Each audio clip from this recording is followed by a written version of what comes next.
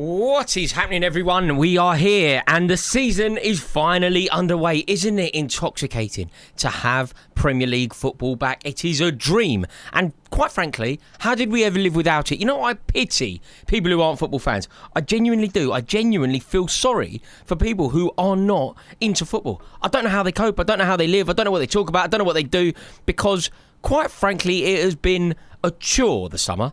You know, once a Club World Cup was finished and the euphoria of that has slightly dissipated. I mean, in a very minor way, slightly dissipated.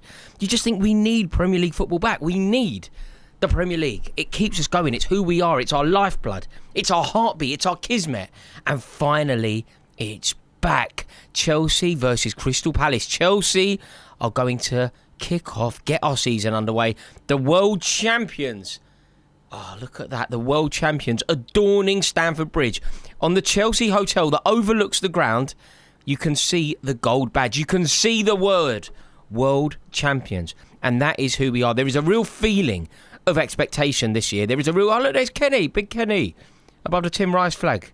I just think this is like really, really exciting. And it looks great, Stamford Bridge. It looks like the atmosphere is massively building. I feel like the drama of what happened in New York City, Chelsea lifting silverware in New York City, is still there. But it's not going to be easy today. Crystal Palace are a very good team. They have an excellent manager. They have some truly, truly brilliant players. There are some players in this Crystal Palace team that undoubtedly get into the Chelsea first 11. That is how good they are. But world champions overlooking Stamford Bridge, I mean, that is about as good as it gets. And when you talk about managers, when you talk about the best managers in the Premier League, I mean, at what point do you bring up Oliver Glasner's name? You know, if you talk about the best manager, everybody would agree the best manager in the league is Pep Guardiola. After that, people will talk about Arne Slot, and rightly so. After that, people will probably start talking about the likes of Unai Emery, Enzo Maresca, Mikel Arteta. At what point do we start talking about, God, Stamford Bridge looks fantastic, doesn't it? Resplendent in the sunshine. You know what? You whack a pair of shorts on, you get over Stamford Bridge, first day of the season. There is nothing quite like it. You can always remember it, can't you? Whether it's Deco scoring that amazing goal against Portsmouth, first day of the season at Stamford Bridge. Whether it's Gustavo Poyet scoring that kung fu kick off the back of a Gianfranco Zola scoop. You can always remember it, first day of the season at Stamford Bridge. Whether it's Ida Johnson scoring against Manchester United in Jose Mourinho's first day ever in the Premier League. You can always remember the first day of the season. And generally speaking, I think that we've got quite a good record. We've got quite a good record on the first day of the season at Stamford Bridge. We're favourites. We should be winning. We've picked a very interesting team. I was surprised to see Jamie Gittins start. I'm going to be totally honest with you. I don't know much about Jamie Gittins. I don't know much. I need your counsel here. Tell me, what do you think about Jamie Gittins? Just to ask you the question, like in a really blunt way, and I know that it's way more nuanced than this, but is Jamie Gittins a better footballer than Noni Madueke? Like, have Chelsea elevated? Have we got better because we allowed Noni Madueke to leave? We brought in Jamie Gittins. I know that they're not identical players. I know that they don't exactly play the game in the same way, and they don't necessarily play on the same side. But are we a better team this year? I'd like to think we are, but I just don't know enough. Obviously, Eberechi Eze starting. That's not good news for us. I mean, I can't believe that it's looking like Tottenham. It's looking like Tottenham, and he's clearly a good bloke, Eberechi Eze. Do you know that? I think he's a masterful footballer. I think Eberechi Eze, apart from Cole Palmer, Eberechi Eze is my favourite player to watch in the Premier League. Eberechi Eze in full flow. Eberechi Eze dancing with the ball, gliding through, nudging, challenge after challenge. The way that he can play the game. The massive impact that he had on Crystal Palace last year, beating Manchester City in a final. Just having a puff of his inhaler there. He must be asthmatic, Eberechi Eze. But he's a genius. He's a genius footballer. And I'm so shocked that it's going to be Tottenham. It would be one of Tottenham's best signings for years. Genuinely one of the best signings they could possibly make. Bad news for Arsenal. But I was really, really surprised that's what's happening. But I do want to let you know that I'm going to be live for both this game and the massive game a little bit later. We are doing a full day streaming today. So thank you so much for tuning in. I am honoured that you have joined me for this first day of the season, and I am up for it. I have got Premier League fever. genuinely got Premier League fever. So thank you for tuning in. And like I say, we're going to be live all day. So make sure that you hang about because we got a massive one after this. Chelsea accrued to 3 points here. And then we can watch Manchester United and Arsenal slug it out.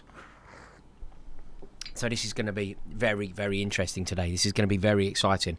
There is a super chat, the first super chat of the day that has just landed, and it's from the Tottenham Way. And it says he hopes Eze scores a winner and then signs for Tottenham.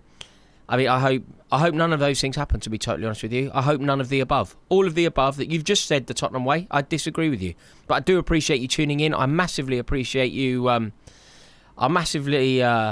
appreciate you leaving a super chat, and welcome to everybody who's tuned in. Before we go live, Chelsea are doing their pre-match huddle. Can I ask you for a massive favour? Would you consider, please, liking the stream? It really does help me out, and it would be my honour to welcome you to this community. Before we kick off, could you click subscribe? It really does help me out, and I would love to welcome you into this channel, into this community that we're building here. Danny Youssef in the super chat here, by the way, has said, totally off topic, happy Sunday, Rory. Thank you very much. Can we please get an El Clasico watch along?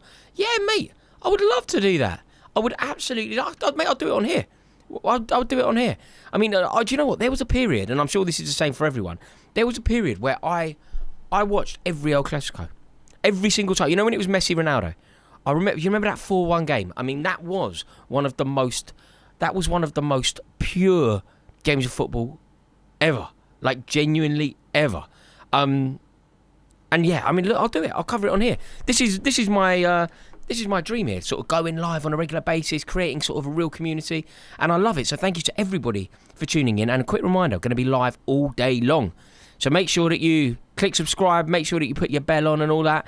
And Chelsea are just doing we see here, there's a memorial going on here, remembrance for Diogo Jota and Andre Silva.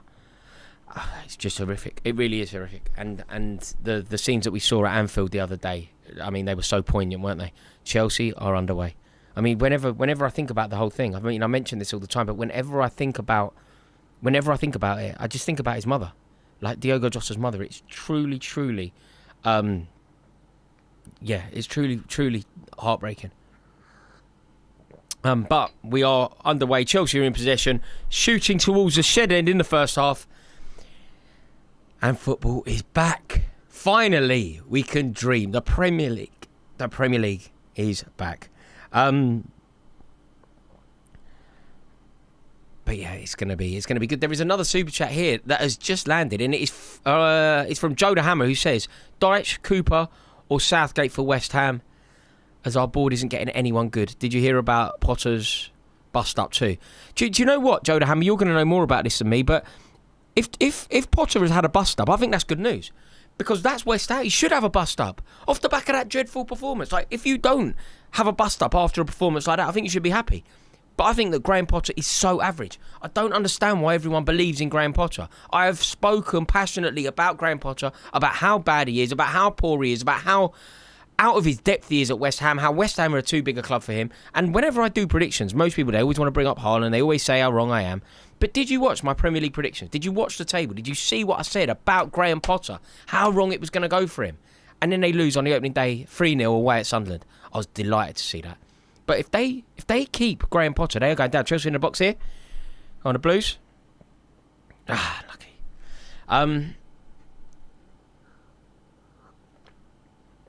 Oh, beautiful. But yeah, I just can't understand what is. I just can't understand what's in it for West Ham, and they should be going potty off the back of that result, because they are going down. West Ham are going down. Tra la la la la. If they keep him. But the managers that you suggested there, Joe the Hammer, I mean, Dyche, Cooper or Southgate, I'd say none of the above. None of the above are good enough to manage West Ham United if you are to be the club that you're supposed to be. Patrick Corley in the Super Chat here says, hope you're well. I am very well, sir, and thank you so much for tuning in. I really, really do appreciate you joining us. You've asked for a score prediction, and does Palmer score? Palmer scores, undoubtedly. Palmer's going to have an amazing season. Palmer this year, if anyone currently doesn't believe that Cole Palmer is a world-class footballer, this is the year that opinion changes. World-class, a king, regal. That is who Cole Palmer is. So no, Cole Palmer will score today, and Chelsea will win the game 3-1.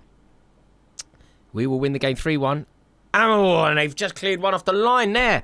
Cucurella's hit a loopy header, and that could quite easily have ended up in the back of the net. God dear, oh dear, very unlucky there.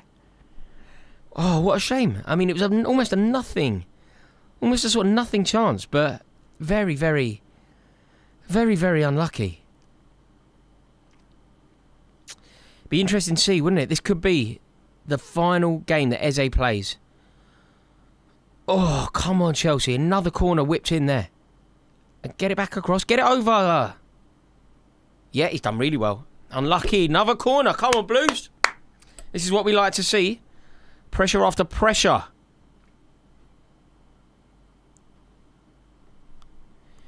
This is what we like to see. Adam Sitter says, I don't understand why you're not in for Gahey for 30 million. It just doesn't fit our mould. I mean, when you look at the Chelsea back line, you've got Achiampong. It's unlucky. I mean, we've got such a strong back line that's all come through Cobham. You know, Chalobah, Reece James, and then obviously you've got Mark Gahey on the pitch. It shows you the kind of players that we can develop. But sadly, from a sporting director's point of view, the way that Stuart and Wyn Stanley like to talk about football, the way that they see football being played, and the way that they see the furtherance of Chelsea, we don't buy players that are of a certain age. And weirdly, Mark Gahey is of a certain age. We need to be buying Mark Gahey when he's 17, 18. Not Mark Gahey when he is England's best defender. They want to turn people into best defenders rather than actually being the best defender. It's a shame, though, because with that kind of signing, I think that we are totally and utterly correct. Jonathan Egler, who has also been in the Super Chat, says, I was on holiday in New York and I saw Chelsea versus Fluminense. Caicedo and Pedro Neto in the flesh were amazing. Hope to see them lose to Data. Whoa. What are you talking about? What are you talking about? Less of that chat. But no, you are right. I think Caicedo especially, like you mentioned how good Pedro Neto is in the flesh. And Jonathan Eglert's obviously had the privilege of watching Chelsea play in New York City. What I would say is Caicedo's the one. You know, when you're in the flesh, when you're watching Caicedo play, and you can extend this kind of courtesy to when N'Golo Kante was playing for Chelsea. You can extend this kind of courtesy to when Claude Makelele was playing for Chelsea. Sometimes some players, you have to watch them in the flesh. Do you know who was great for that as well? Not a Chelsea reference, but Javier Mascherano. Mascherano, if you watched him on the telly, it looked like he did everything fairly simple, didn't get too involved, and it was just like almost a metronome kind of player. And then you watch him in the flesh. You're at Anfield and you're watching him play. And he's completely dictating. He's completely telling everyone where to be. He's covering every blade of grass. And those players are worth their weight in gold. You are absolutely right. Aidan Quirk says Kerry won. Yes, they did. Kerry won the All-Ireland. On the Kerry men. The kingdom till I die. And there is a goal Nottingham Forest have scored against Brentford. I don't want to talk about my predictions again, but Brentford to go down. West Ham to go down. Who are in the bottom two? We'll see. But yeah, I do think so. But no, Aidan, over the moon about Kerry. Absolutely over the moon. Jonas says, any word on the Sheffield Wednesday situation? Yeah, it's a disgrace. It really is an utter disgrace what's happened. Both Sheffield clubs are in dire straits at the moment, aren't they? But Sheffield Wednesday, it's a travesty what's happening there. A great club. Now, there's an example of a club where I would call them a sleeping giant. You know when people talk about potentially, I don't know, Newcastle was a sleeping giant. I don't see it. Sheffield Wednesday, I think John Textor. Have you seen John Textor, who's been involved heavily at Crystal Palace? John Textor has been potentially linked with a move, and I don't know how inspiring that will actually be. I don't know if that's a good thing or a bad thing. But what I would say is somebody needs to rescue them. Somebody needs to rescue Sheffield Wednesday because they are a great club, a historic football club. And I mean, let's see what happens. I mean, Crystal Palace fans are currently, it's weird that we bring up John Textor because I've just got a text from my mate who's sat very near the Crystal Palace fans, and he says that all they're doing is singing about Marianakis. All the Palace away fans at Stamford Bridge are doing is singing about UEFA, Marianakis and John Textor. That's football, isn't it? Happy new season. We are back. That is what I want to hear. Genuine antipathy. That is what we want. So yeah, it's very, very good. And so far we're 7.5 minutes in. It's all very It's all very bitty at the moment. Chelsea haven't had too much. I mean, one off the line, but it was a half chance really off the back of a corner. Palace haven't offered too much just yet, but we shall see. We shall see how this goes. So it feels like it's a must-win game for this Chelsea. It feels like it is actually a must-win game, because if our season is to go as we hope it can, and we whisper it, but we're dreaming. We're dreaming of the opportunity to do something pretty spectacular this year. There is a world where we could do something pretty magnificent, but the only way that you do the magnificent thing that I'm suggesting we could do is if you start off with a bang. You have to get off to a flyer. You won't be able to claw it back. What we saw yesterday in the devastating performance from Manchester City, I mean, they were unreal. That Reinders, that was just unbelievable from Manchester City. Okay, I mean, a little bit dodgy at the back there, but Robert Sanchez does well. I mean, that Tijani Reinders, did you see, by the way, his name's Tijani. The only other Tijani I've ever heard of in my life was Babangida. Does anyone else, bar me, remember Tijani Babangida? Part of that brilliant Nigerian team. Remember Super Eagles and all that, right? Tijani Babangida is the only time I've ever heard the name Tijani. And I kind of looked up Reinders, and he was named after Babangida. I thought, it's unbelievable. It's like the only 2 times I've ever heard that name. It was like kind of directly linked to football in the same man. But I mean, you would think replacing Chelsea in a bar. What a terrible cross! What a shame. Fernandes, man, just overhit it. But come on, building nicely.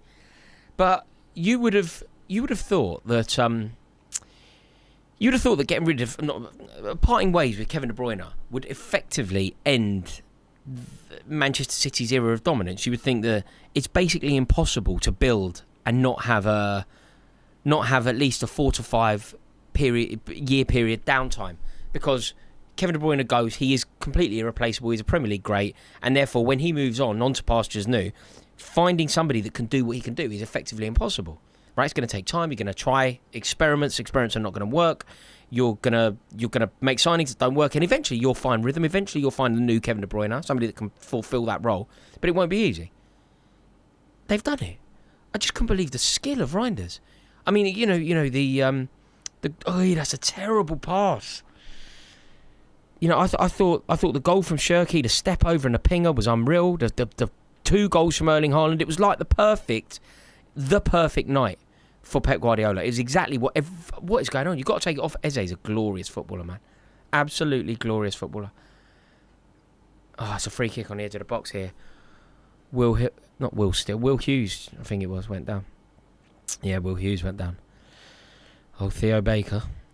But yeah, it's basically what you're not going to be able to do if you're a part of the chasing pack. If you're a Chelsea fan dreaming of success, if you're a fan of anyone dreaming of success, what you're not going to be able to do is hunt down Man City. Like Manchester City, Liverpool, once they pull away from you, you will not hunt them down. The hooves that they will hear in their ears, they will not hear you. If they pull away 6 points clear of you, 7 points clear of you, they're gone. You will not see their ass for dust. Whereas, if you can maybe get a lead, keep in touch, put them under pressure, it's different. But what you cannot do is allow yourself to fall behind. So this is a really, really big game. And that is the same about the Arsenal game later. If Arsenal were genuinely going to launch a serious and sustained bid to win the Premier League title, they have to win today. And we are going to be live on this very channel for that game. So make sure that you are subscribed, because I would love to welcome you into this community and you really do not want to miss it. We have a wonderful, wonderful day of Premier League action all in store. It is jam-packed day of Premier League football. And I cannot wait for it all to happen. But Chelsea must win game. And this is dangerous. Eberiche Eze stands over the ball. Oh my God, I'd love to see Eberiche Eze in a blue shirt. I really would. I just think he's such a good player. I'm jealous of Tottenham signing him. Genuinely jealous. I can't believe that Arsenal have let him go to Tottenham, if that is to be believed.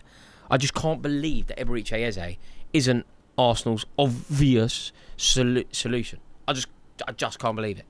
Like, obvious answer is Eberiche Eze for them. Eberiche Eze over free kick, obviously scores.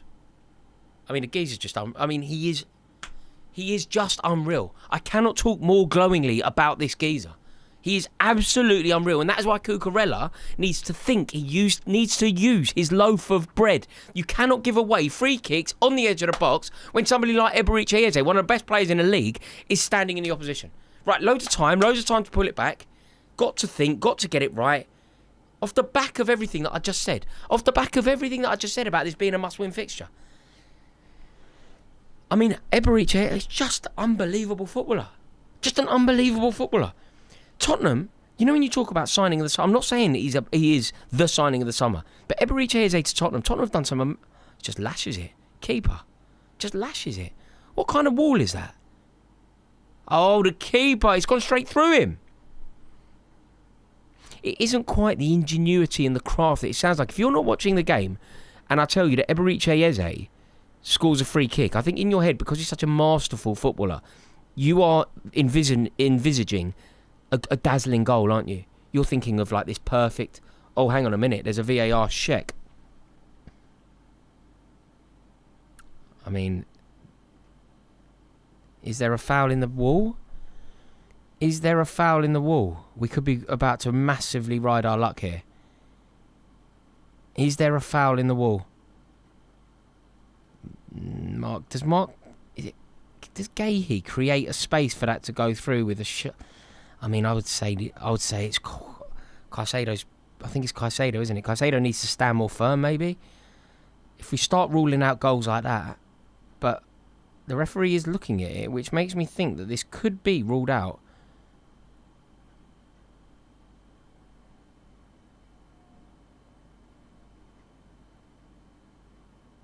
Mark Gahey, is he going to rule it out? The ref, he's looked at the telly, and I believe that he's ruled it out. The goal will not stand.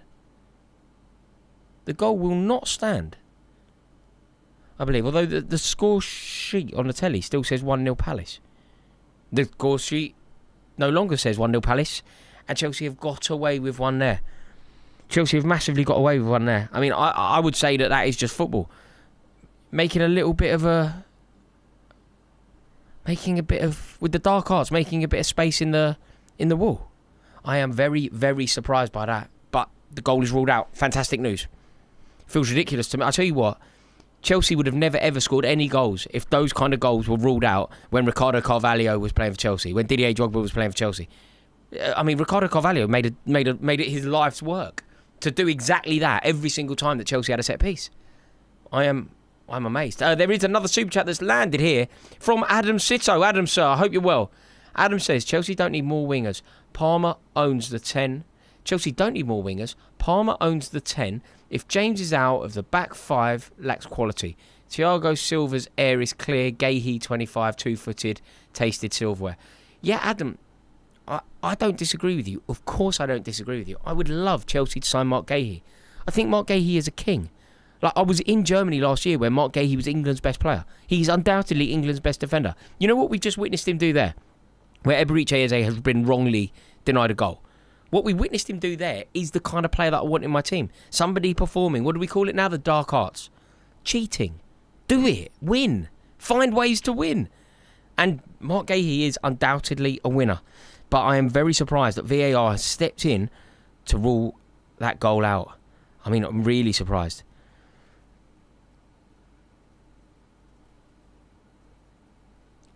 I mean, I don't think that anyone believes that goal should be ruled out. Like, that's the weird thing.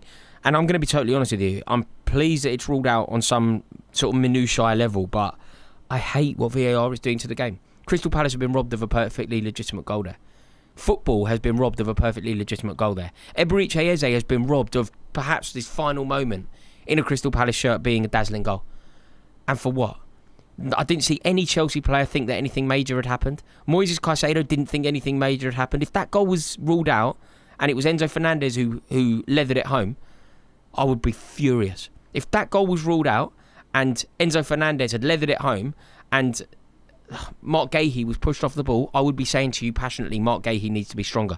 There is no way that Mark Gahey's responsibility in that moment is to create space. Caicedo needs to be stronger. I think it's pitiful, and I just do not know what VAR is doing getting involved in that. There's nothing in it.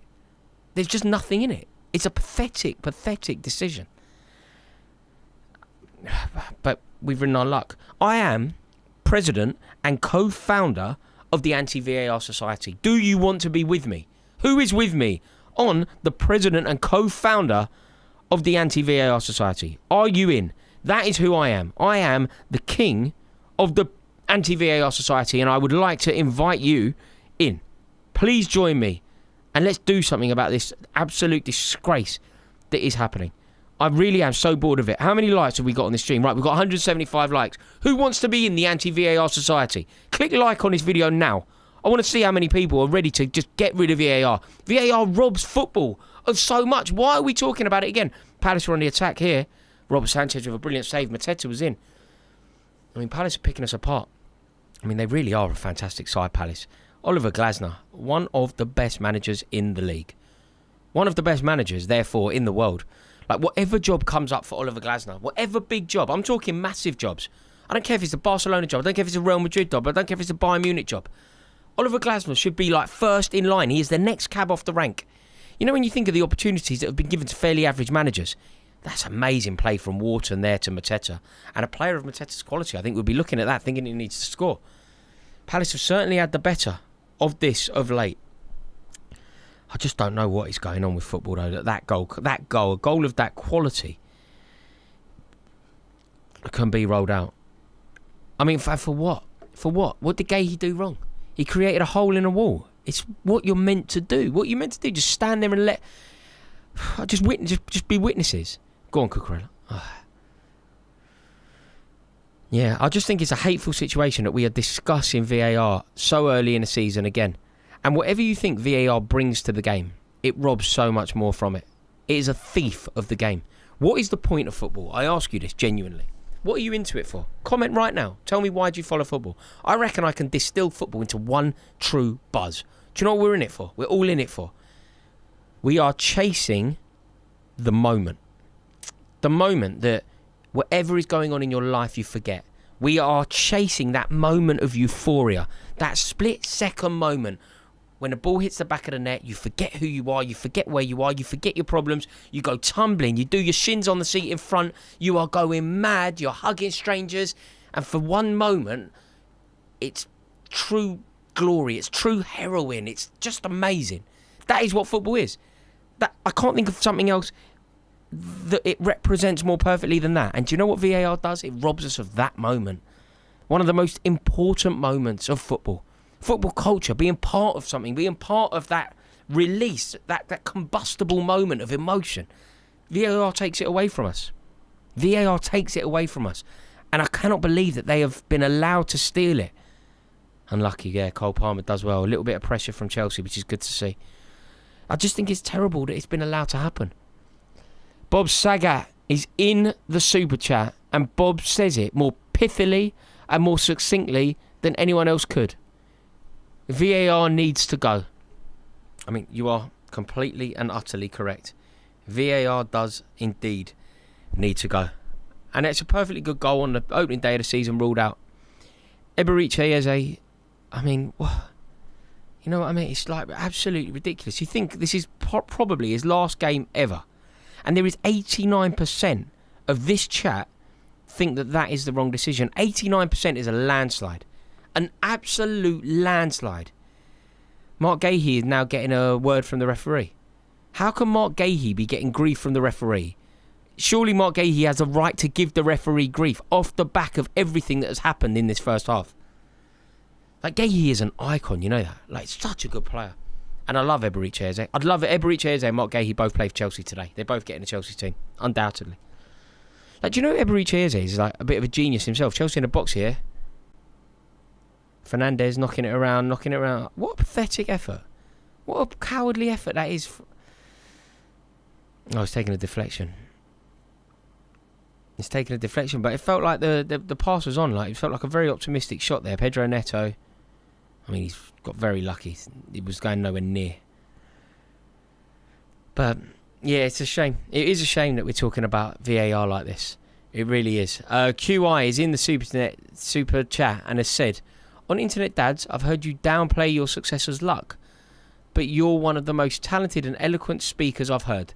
Ah, how kind is that? You truly deserve it. Wishing you continued success to you and to your family. Q1, that is an unbelievable message. Chelsea with the corner. And it's a goal kick. Q1, that's an unbelievably kind message. On Internet Dads, I've heard you downplay your successor's luck, but you're one of the most talented and eloquent speakers I've heard. You truly deserve it. Wishing you continued success to you and your family. What a kind message. Do you know what? My sort of exposure to social media of late has been really poisonous, man. Like really, really bad. And I know that's the world, and I know that's kind of what you get when you sign up for putting your head above the parapet at all. And particularly, I understand when you're as sort of opinionated and outspoken as I am, I understand that it's kind of a pitfall of the way that it goes. But that's a really kind message, and I really, really do appreciate it. I will contest everything that you've said. I am incredibly lucky, but thank you for those kind words. Really, really nice.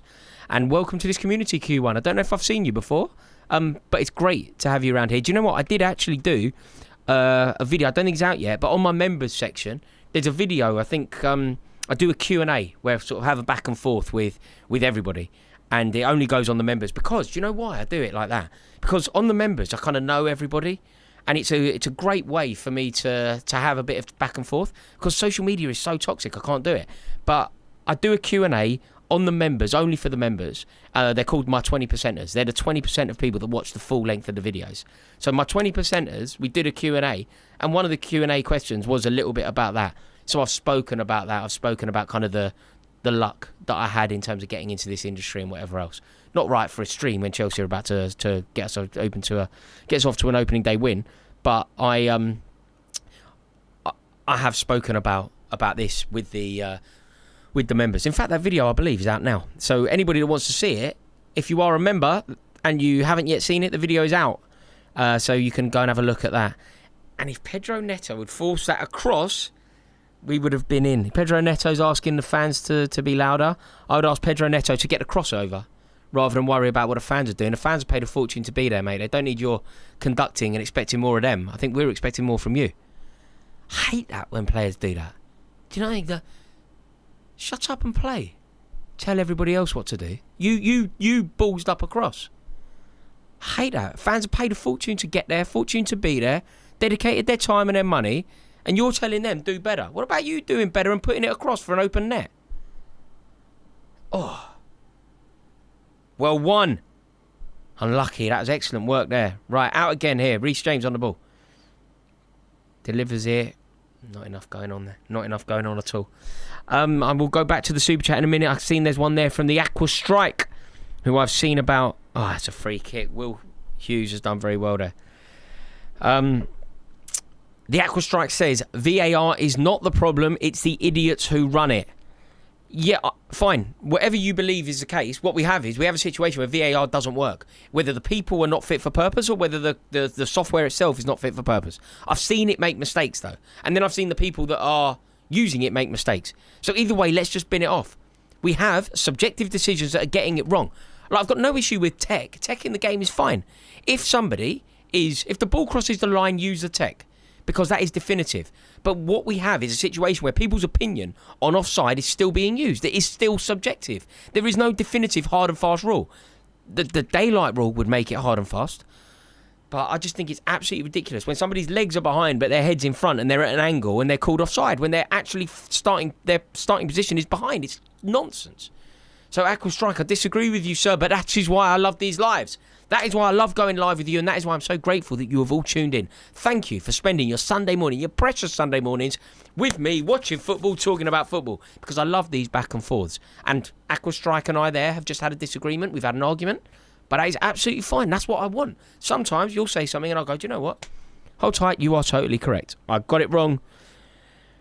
On other times, I will push back as I've just done there. So thank you very, very much to the Aqua Strike. We're going to go back into the Super Chat, and there is one from Stephen Reside. Stephen Reside, who says, Sky just said chopped off because Gahey within metres of the wall when the ball struck, not for the push. Gahey can be with it. There isn't a rule, is there, that says that you can't be within the wall? He can stand where he wants. As long as he's 10 metres away from the ball, right? Doesn't need to not be within the wall, surely. There isn't a rule on that front, unless I'm mistaken. You'll have to let me know. Stephen, I think you know more about this situation than me because I haven't got the commentary on. You'll have to tell me, sir, if you would let me know.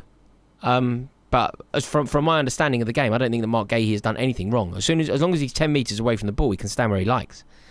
We also have a new member. Welcome to Max Terry, who has become a member of this channel. Thank you very much to Max Terry. Welcome. You are now officially a 20%er. You are one of my 20%. The exclusive 20%ers. So you now have access to watch that video where I kind of talk about a little bit of my luck and the industry and where I got into it and how I ended up on YouTube and when I used to work in TV and whatever else. And I'll be doing lots of those Q&As. So if anybody wants to become a member of the channel, it would be my honour to welcome you in.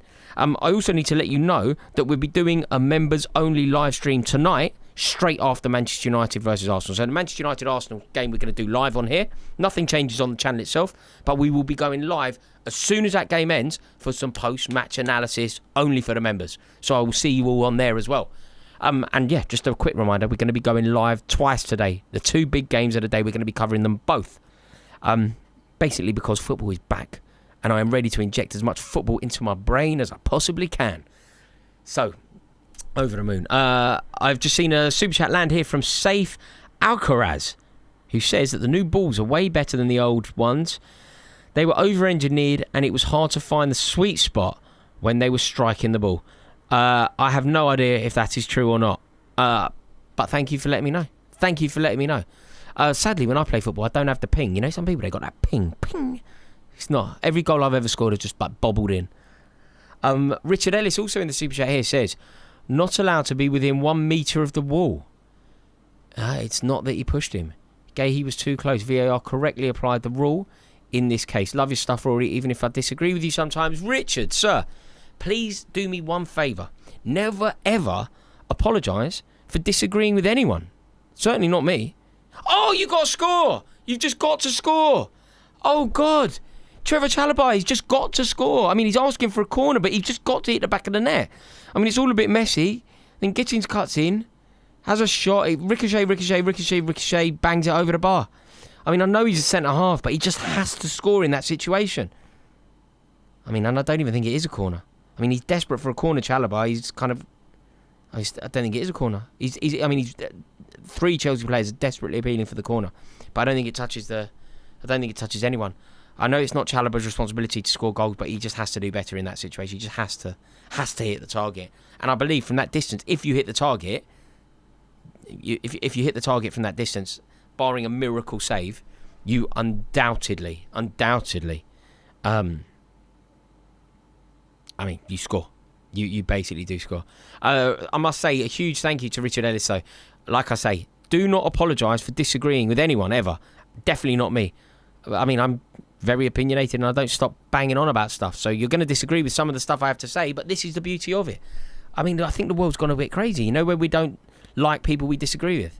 I love people I disagree with. I love having the debate. I love learning. You can teach me. You can tell me things if I'm getting them wrong. I've got no issue with it whatsoever. So thank you. And that is why I love this community that we are building. And Richard, thank you so much, sir. Faisal Z says, can we like the stream? Let's support Rory. What a lovely message from Faisal. Thank you very much. Faisal Al-Zaid, my main man. Appreciate that enormously. Thank you so much, mate. Jonas has also said in the super chat that he sent one Rory Jennings gift membership. Is that how Max Terry became a member? He's gifted it from Jonas. That is a community. Or is that another one? Right, that's another one. Unbelievable stuff there, Jonas. Thank you so much. What a community we're building here. I truly love it. Palace knocking the ball around at the back here. I mean, we're half an hour in, and there is nothing more than a Rizzler paper between these two teams. What a touch from Mateta. What a player he is. And he's on his bike now. Great tackle there, Giampong. Great tackle. Oh, and he's filthily fouled there by Mateta. Did really well at Giampong. Brilliant. Absolutely brilliant. So thank you, Jonas. Sheikh Shabahadeen. Hi, man. I hope you remember me. Manchester United fan. Yes, I do, Sheikh. Welcome back, sir. Great to see you again. I hope you are well. Yeah, man, I do love the community. I love seeing the same names. I love the members that we've got. Thank you all. This is wonderful. What a place to discuss football. Absolutely love it. Really, really good. And Killian Wallace also in the super chat. He is also part of the anti-VAR society, just like I am. And he says, get rid of VAR. It's more fun without it, even if it is statistically correct. Yeah, I do agree with you. I do agree. It takes, even if it gets a little bit right, it takes so much from the game. It takes so much of the joy out of the game. It ruins so many moments of the game. And yeah, to be totally frank, I am totally and utterly sick of it. Really am totally and utterly sick of it. Yeah, can I ask you to please like the stream? It really does help me out. And there was a very kind super chat there that mentioned just that. So please follow those kind words. If anyone is watching and hasn't liked the stream, it really, really does help me out. If you would be so kind as to like it. I mean, the dream is by the end of the stream, by the end of the game. So we're on 30 minutes. The dream is by the end to get to 1,000 likes. I mean, that sounds pretty optimistic. But if anybody is kind enough to please like the stream, if you haven't yet liked it, massively helps me out. We are still 0-0 here. Eberechi Eze has had the talking point of the game. The main moment of the game has come from Eberechi Eze's brilliance. Crystal Palace were wrongly, in my opinion, ruled out a perfectly good goal. I'm very pleased that it was ruled out, but it feels incorrect that it was. And it was factually, I mean, even if you're telling me that it was factually correct, it just feels so out of order to rule out a goal for that. You know, like, I just don't get it. And can you imagine being a Crystal Palace fan in that away end? First day of the season, they've got a rivalry with us. Like, a lot of Chelsea support lives in South London. Like, Palace will come to Stamford Bridge. They'll come aplenty. They'll be up for the game massively. And they've gone 1-0 up. They've celebrated. They've gone mad. They've seen their main man score a goal. They've seen him rifle it past Robert Sanchez, who obviously played for Brighton, who they don't like. And it's ruled out. And anybody that's going to tell me that it was technically the correct decision, anybody that's going to tell me that technically you're not allowed to do that, I am not massively into it. I'm really not. I just don't quite understand it. But Palace is such a good team. They really are building such a good team. I mean, the passing ability of Adam Wharton, the defensive stability of this Palace team. And Oliver Glasner, top 5 managers in the league? 6, 7, where does he rank? Who's better than Glasner, realistically? I mean, I don't think many people. I don't think there can be many people that we see as being a better manager than Oliver Glasner. And do you know what? When you think about Crystal Palace, quite how unlucky they are, they've really been up against it. Like, I've got no love for Crystal Palace at all. But you have to think, Crystal Palace were utterly robbed in their pursuit of UEFA Cup football.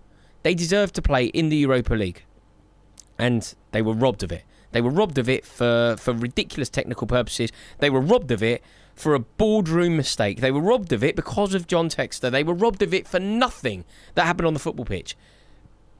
In terms of sporting merit,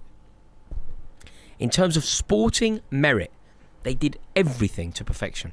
They battered Man City at Wembley. Eberechi Eze scoring a goal. Mark Gahey captaining that team to their first ever trophy. Oliver Glasner making history. Their reward was the FA Cup. Their reward via the FA Cup was Europa League. And they have been robbed by UEFA. They have been robbed. Absolutely robbed by UEFA and by Marianakis. And then they come to Stamford Bridge and they get a goal like that ruled out. Like, I've got no love for them. I don't like them. But it's just not right, is it? It's like, what is going on with football? You know, all the politics of the game. It's just depressing. And S is there saying Chelsea cheating again. I mean, I don't think Chelsea are. In the super chat saying that Chelsea are cheating. I just don't think Chelsea are cheating. I don't think Chelsea are doing anything wrong at all. I mean, I imagine Chelsea. Like, I'm a Chelsea fan, so if you want to make me representative of this, I am desperate for Chelsea to win this game. Desperate. But I'm also desperate for football to be football. I'm desperate to see football played in the most football spirit of ways. And seeing goals like that ruled out. And, you know, my prediction before the game was 3-1. If they ping one in and we win 3-1, so be it. But you want it done via sporting merit. And that is a problem that we have at the moment. Everything seems to be so political. Everything seems to be so agenda-driven. God, that Adam Wharton is a lovely footballer. The way he uses his body, chips it with his left foot over to Eberechi Eze, who, I mean, he's a dancer. He took it down with his back to goal and then nutmegs Reece James. that little tiny passage of play then is a perfect representation. It's a microcosm of who Crystal Palace are. Adam Wharton picks the ball up in the midfield, drops his shoulder, goes the other way, turns back, pings a ball with his left foot over the top of Eberechi Eze. It's an excellent pass, but an half has a lot to do. Eberechi Eze brings it down with his back to goal. Reece James flies in, Eberechi Eze nutmegs him and wins a free kick. Do you sometimes realise that what you are watching is art? You know, of a bygone era, we've all seen goals scored that are artistic, haven't we? Diego Maradona's goal against England, art. Marco van Basten's goal against the USSR, art. Like, we've seen these goals that are genuine works of art. And sometimes football is that. I think football is. Like, I am a bit of a Neanderthal in as much as I don't appreciate things that I wish I did. Like, I've got no... I think he has to score there.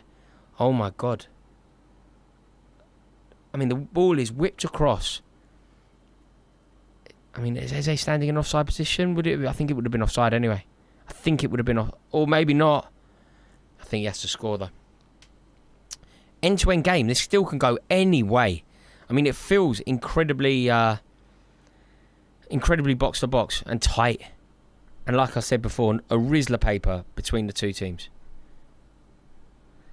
But, you know, I don't appreciate works of art. You know, when people talk about, I don't know, Rembrandts and they start talking about, like, Salvador Dali, I don't get it. You know, when I go on holiday and people talk about the beautiful view, I don't appreciate it. I went to the Lake District. I was looking across the view. I was like, that's all right, but, you know, give me the brutalist architecture of London. Give me Trellick Tower. Give me Roley Way Estate. Give me the genuine brutalist architecture. Give me the Barbican housing estate. That's the brutal architecture that I appreciate. But do you know the art that I do love? Do you know the art that I appreciate?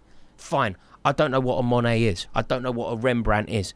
I wouldn't recognise various famous artists, right? Banksy, but Dennis Bergkamp, man, that is artistry. Gianfranco Zola, that is artistry. Cole Palmer, that is an artist. And I tell you what, Eberechi Eze, that is artistry. That is what I see as art. And maybe one day I'll get, I don't know, wiser and appreciate the finer things. But for now, this is my... In fact, look.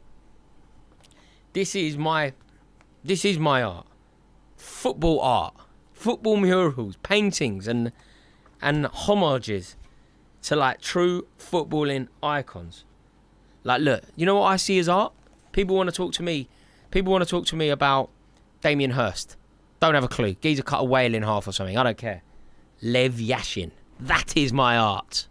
People want to talk about, I don't know, you can walk around Barcelona and it's just, like, littered with art all over the place, isn't it? Absolutely littered with art all over the place. Is that what I consider to be art?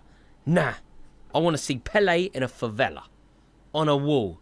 I would travel around the world and pay big money to go and witness that kind of art. Football fan art. That is what I see as pure art. But maybe one day I'll grow up. Who knows? Who knows? Gonna go back into the super chat here, and I've just seen that I've missed one from Jack. Jack, thank you very much for your super chat, sir. I really do appreciate it. And he says, nice one, Rory. I followed your work for a while. That's incredibly kind of you. From Liverpool, but you remind me of my dad's lot down in Bow. Appreciate the content all round. Mate, that's very kind of you, Jack. I really do appreciate it. And Bow, how dare you? I'm a proud North Londoner. North London, mate, I'm not East London and all that. That is very much Bow Road, isn't it?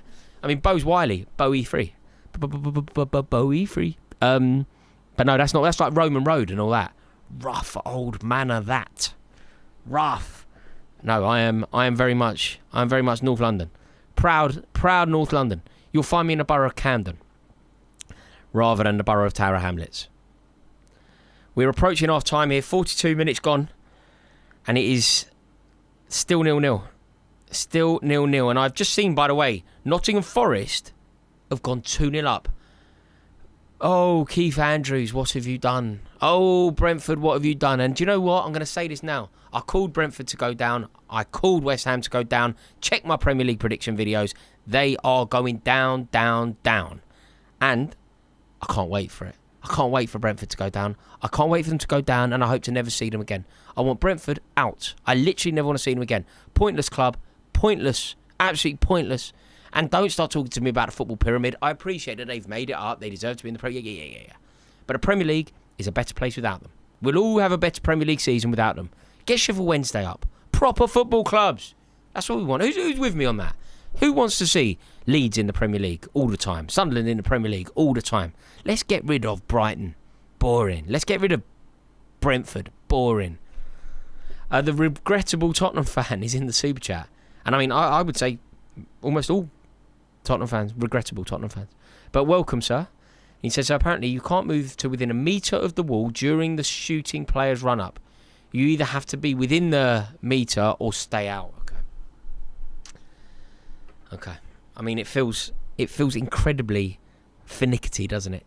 But people will just argue me now and they'll go, well, the rules are the rules. I mean, I don't agree with that, but I do appreciate the regrettable Spurs fan bringing it to my knowledge, because obviously, I mean, it's lacking on many fronts, but it's certainly lacking on this because I can't find out at the moment because I'm just watching the game. We have another new member. Welcome to Grant, who has joined the members scheme, the 20%ers. Welcome, sir. There is loads of content that is now for your eyes only, including the Q&A.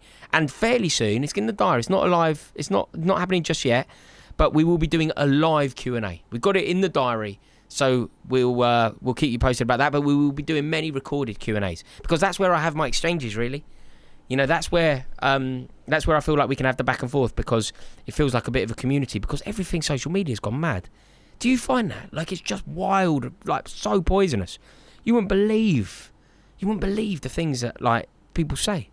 Horrible, truly horrible. But I guess it is what it is. But welcome to Grant, and a huge bit of gratitude from me to the regrettable Tottenham fan who has effectively taught me why that goal was correctly ruled out. I'm just watching the the Forest goal against Brentford here. Brentford look all over the place. Free header. Top corner. I mean, it's a great header. Really is a fantastic header. But, I mean, Brentford do look just completely and utterly all over the place. But I guess that's what happens when you have a manager. That's what happens when you have a manager that is a set-piece coach. I mean, I just hope that it does go as wrong as it's looking it's going to go. I really do want them to go down. I know lots of people disagree with me on that, but I really do want them to go down. Crystal Palace are on the attack here. There's 4 minutes of injury time being played at the end of this first half. And luckily, the cross is overhit. By the way, I've just got the thing open, and I've seen somebody is using my face. What's going on here? Someone called Crossy is using my face, and I don't know how you've done that. Is that me? Yeah, what are you playing at? What are you playing at? Crossy. Oh, right. I can do it as well. There we go. Who knew? It's a mad old world, isn't it? It's like witchcraft. Well. Captain Meets Adventure said Portsmouth ground is a sight to behold in the Premier League. Do you know what? One of my best ever moments in an away day, the year we won the double, it looked over and out for us. We weren't playing particularly well under Ancelotti for a period. We went to Fratton Park. It poured with rain. There was no cover over the away end, and we won 5-0. And that's what set the tempo for us to win the double that year. Oh my God. That's overhit pass. But there was a moment where I thought Eberechi Eze was about to be away. There was a moment where I thought he was about to be away.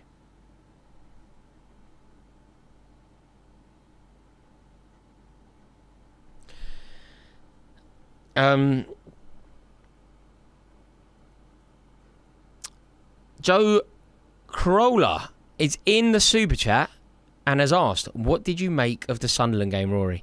Do you know what, Joe? I loved every single minute of it. I will always enjoy West Ham United losing. I will always enjoy Graham Potter losing.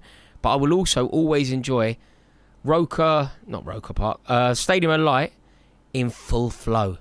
Hearing that Roker roar is something that is football. And it isn't even about rivalry. I mean this, like, I don't wish Leeds United any success. But Ellen Road in full flow is something that is beautiful. I don't wish Liverpool any success. But Anfield on full voice, the Kop in full voice is football. You know, football going through your veins, football in your blood. That is football. The Kop in full flow, million scarves aloft, flags all over the place, a little dig to Everton here and there. Like, that is football. The Stretford end in full voice. That is football. The Kippax. or whatever it's called, at the new Man City ground. Like, everyone. I don't care whether it's the Loft at QPR. I don't care whether it's the Valley. Like, you want these grounds in full voice. But some are more poignant than others. And I would say that the Stadium of Light, doing the Roker Roar, is about as... I thought Palace were about to score there. We got 2 minutes left before half-time, and there was a moment where Palace looked like they were onto something. But I love the tifo at the beginning. I don't understand the point. Now, Joe, you're obviously a Sunderland fan to bring it up. Why? I loved it, don't get me wrong. But, you know, with the blood dripping out of the monster and... like, what did it represent? Like, you know, if it had been, like, going through a magpie or something, like, you know, the sword that was going through the monster...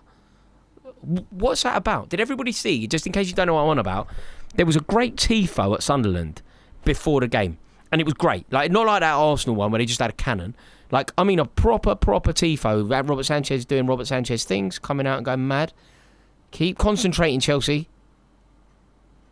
Oh, my God. Right. But, oh, there's a Palace player down here. I think this is Robert Sanchez who came out and, like, clattered him. Hang on a sec. Oh, my God, he punched him in the back of the head.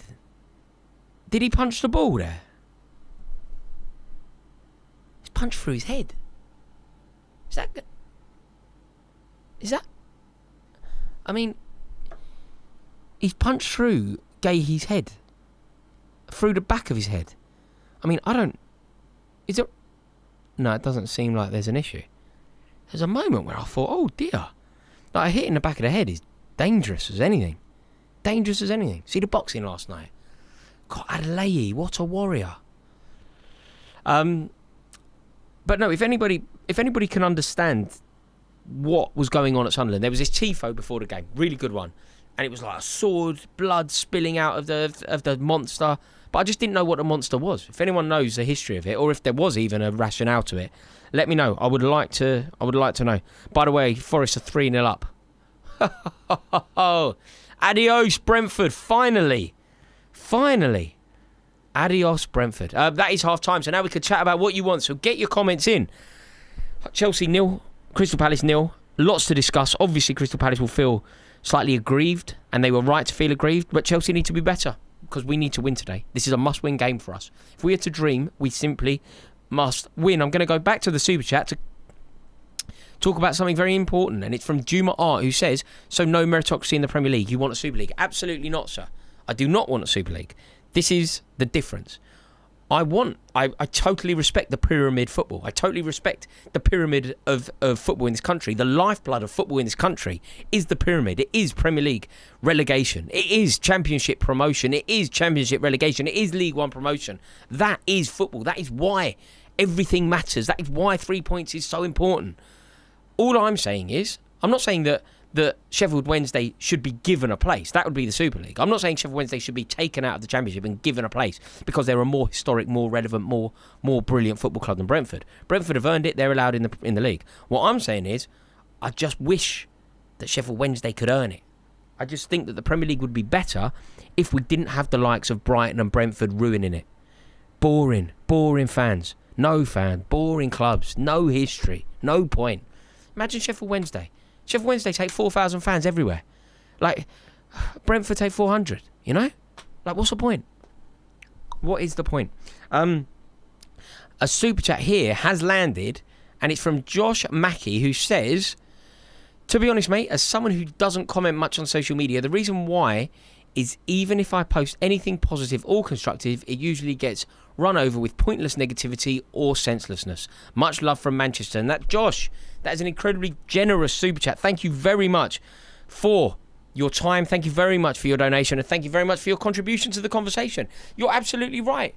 You're absolutely right. Social media is I mean, it's awful. But that is why I've created this members scheme. Because in the members community, the rules are the rules. People behave, it's the right people in there. I can make content specifically for them. I can do Q&A specifically for them. And yeah, I mean, social media has become a mess, an utter mess.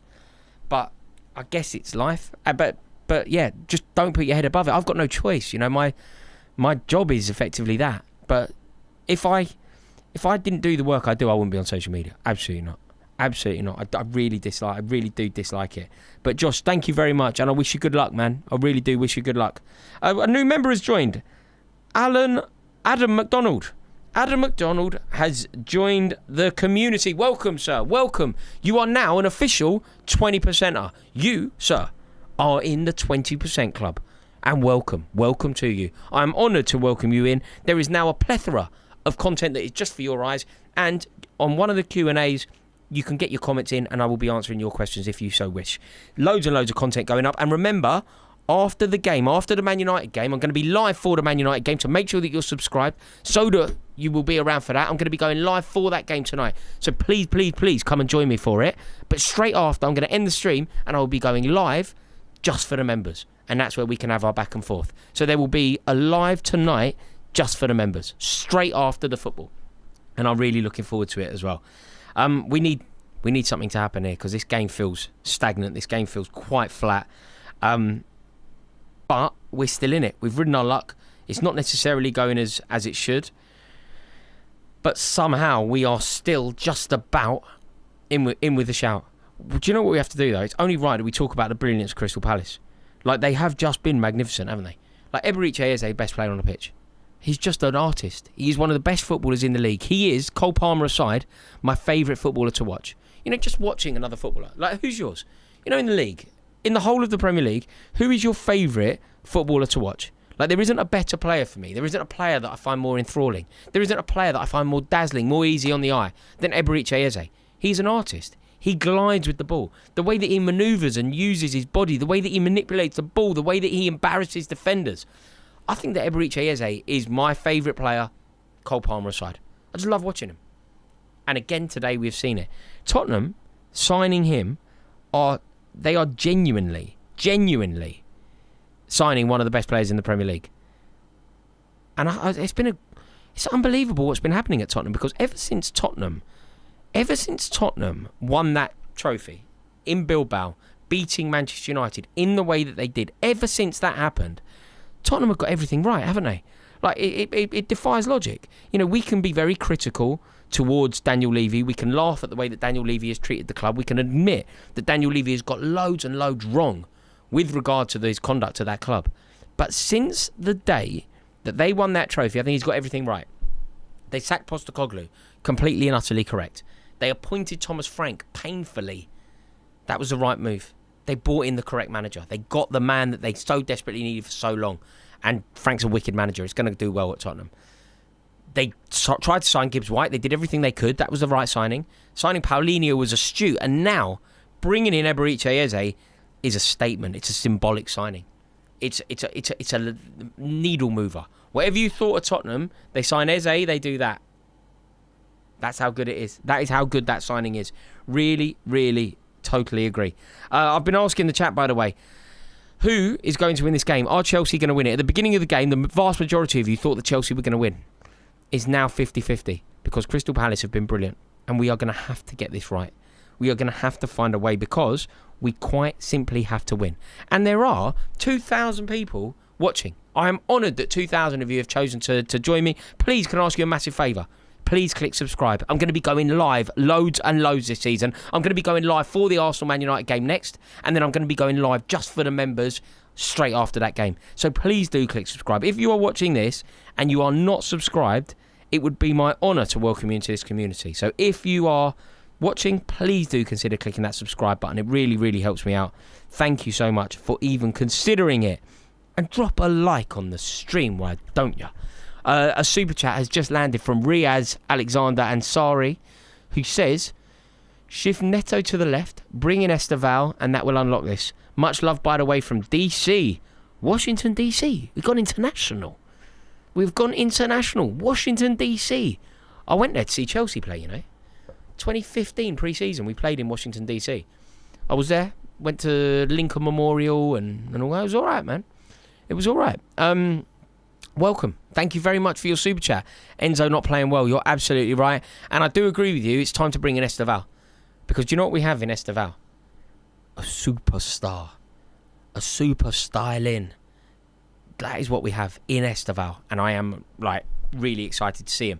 We've got to be careful. We've got to protect him. He's so young. but he's just ready. Scored that amazing goal against us in the Club World Cup. And, I mean, the reason why we felt so comfortable in letting somebody like Pedro Neto leave was obviously... in letting someone like Noni Madueke leave is because we have Esteval. And he is an unreal talent. So, yeah, today could be the time to unleash him. It really could. We can also go back into the Super Chat and see Flozik says, how do you feel about the links to Xavi Simons? And how do you feel about Fabrizio constantly leaking transfer news and ruining the fun? Love from Sydney. Whoa, Sydney? You're on the other side of the world. What time is it there, mate? Get some kip. Although, actually, get some kip after this. I need you to be here. And thank you for being here. Xavi Simons, it isn't that I don't rate him. I do rate him. I think he's a player. I think he's a really good player. I just think that our squad need elevation elsewhere. Like, we're going to sign Garnacho, aren't we? It feels like almost a destined thing that we are, preordained thing that we're going to sign Garnacho. I think that we need cover in other positions. I think that we need defensive cover. I think that we need a new goalkeeper. So, Xavi Simons doesn't necessarily invigorate me the way that signing a new keeper would. Donnarumma is a signing that would invigorate me. But, you know, we will have to see. Thank you very much, Flozik. Really do appreciate you joining, man. And from Australia as well. Honoured, man. Thank you so much. I hope you've clicked subscribe, by the way. Because I am dreaming of reaching 352. And we might even be able to do it today. Hang on. We're going to be live all day. Nah, that's impossible. Too far. I was dreaming, but it's too far. We can't. If anyone is watching, though, and hasn't yet clicked subscribe, please consider doing it. There is another super chat here from the Juma Art Studio who says, for me, the player is Vitinha. Vitinha's such a good player. I mean, just truly, truly a brilliant player. Does it all so easily. I love him. I thought he'd score his penalty the other night. I was very convinced. I don't know if you were watching that stream, but I was convinced that he would score his penalty. But he did not.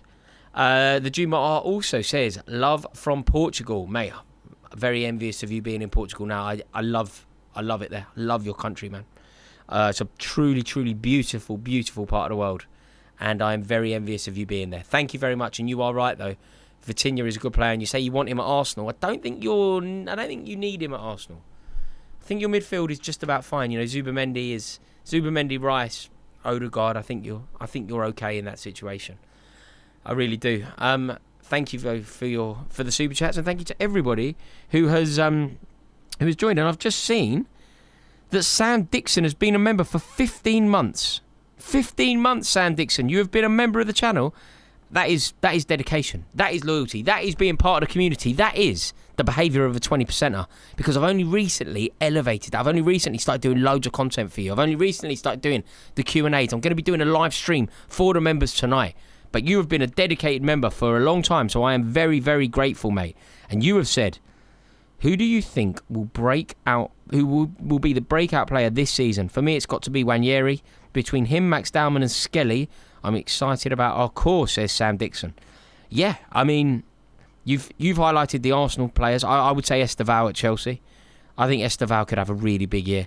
I was talking to Adam McCullough. He seems overly convinced that it's actually going to be Lenny Yoro. It's going to be Lenny Yoro. We're all going to be talking about Lenny Yoro in a year. But I'm going to go with Esteval. But I do like the look of Dowman. I really do like the look of Dowman. I mean, he had Joe Linton crying, didn't he, in that pre-season? It was amazing performance for him. Coming of age moment. It was reminiscent of like what Joe Cole did when Joe Cole was that age. Reminiscent about what like Wayne Rooney did when Wayne Rooney was that age. So it'll be very, very interesting to see, that's for sure. Going to go back into the super chat here now and say, Riaz, thank you for your super chat, sir. Riaz has said, love this solo watch along of yours. I'm glad to hear that. I was unsure, you know. I was unsure whether this would work, so I'm delighted to hear that you like it. And like I say, I'm going to be live all day long. Going to do this game, going to have a little pit stop, and then we'll be live for the Man United game later. So make sure that you tune in for that, please. And make sure that you, please click subscribe if you are new around here. If you haven't subscribed, please do join us. Also need to say, Benji in the super chat says, thoughts on Man City? They look back to their best. Yeah, you want to talk about City? Yeah, we can undoubtedly talk about Man City. They were, tremendous. They were dazzling. They were unplayable. They were absolutely exceptional. I mean, at various points yesterday when I was watching Manchester City play, my mind was blown. I mean, the skill of Reinders, the vision of Reinders, the finishing qualities and properties of Erling Haaland, the absolute ridiculous amount of skill demonstrated by Shirky for his goal. And, I mean, it's very early days, but I feel like Manchester City are somehow out of that transition already. You know, I thought that finding a replacement for Kevin De Bruyne would be, I mean, potentially impossible. Potentially impossible. And I know it's early days, but I feel like Tijjani Reinders kind of made his case for being that replacement, for being that guy. And when you think about all the signings that arrived this summer, when you think about all the players that arrived, what are the highlights? What are the big names that moved? I mean, obviously the Isak saga has dominated. Florian Wirtz got there was a lot of noise about that. I feel like Zubimendi caught a lot of people's eye. Eberiche Eze is going to be noisy. This signing, this Tijjani Reinders, maybe it's just me, I don't know, but to me it felt like it kind of went under the radar. You know, they didn't pay a lot of money. I think it's about 50 million quid from AC Milan, Dutch international. I don't know, it felt like it went under the radar to me. Am I wrong?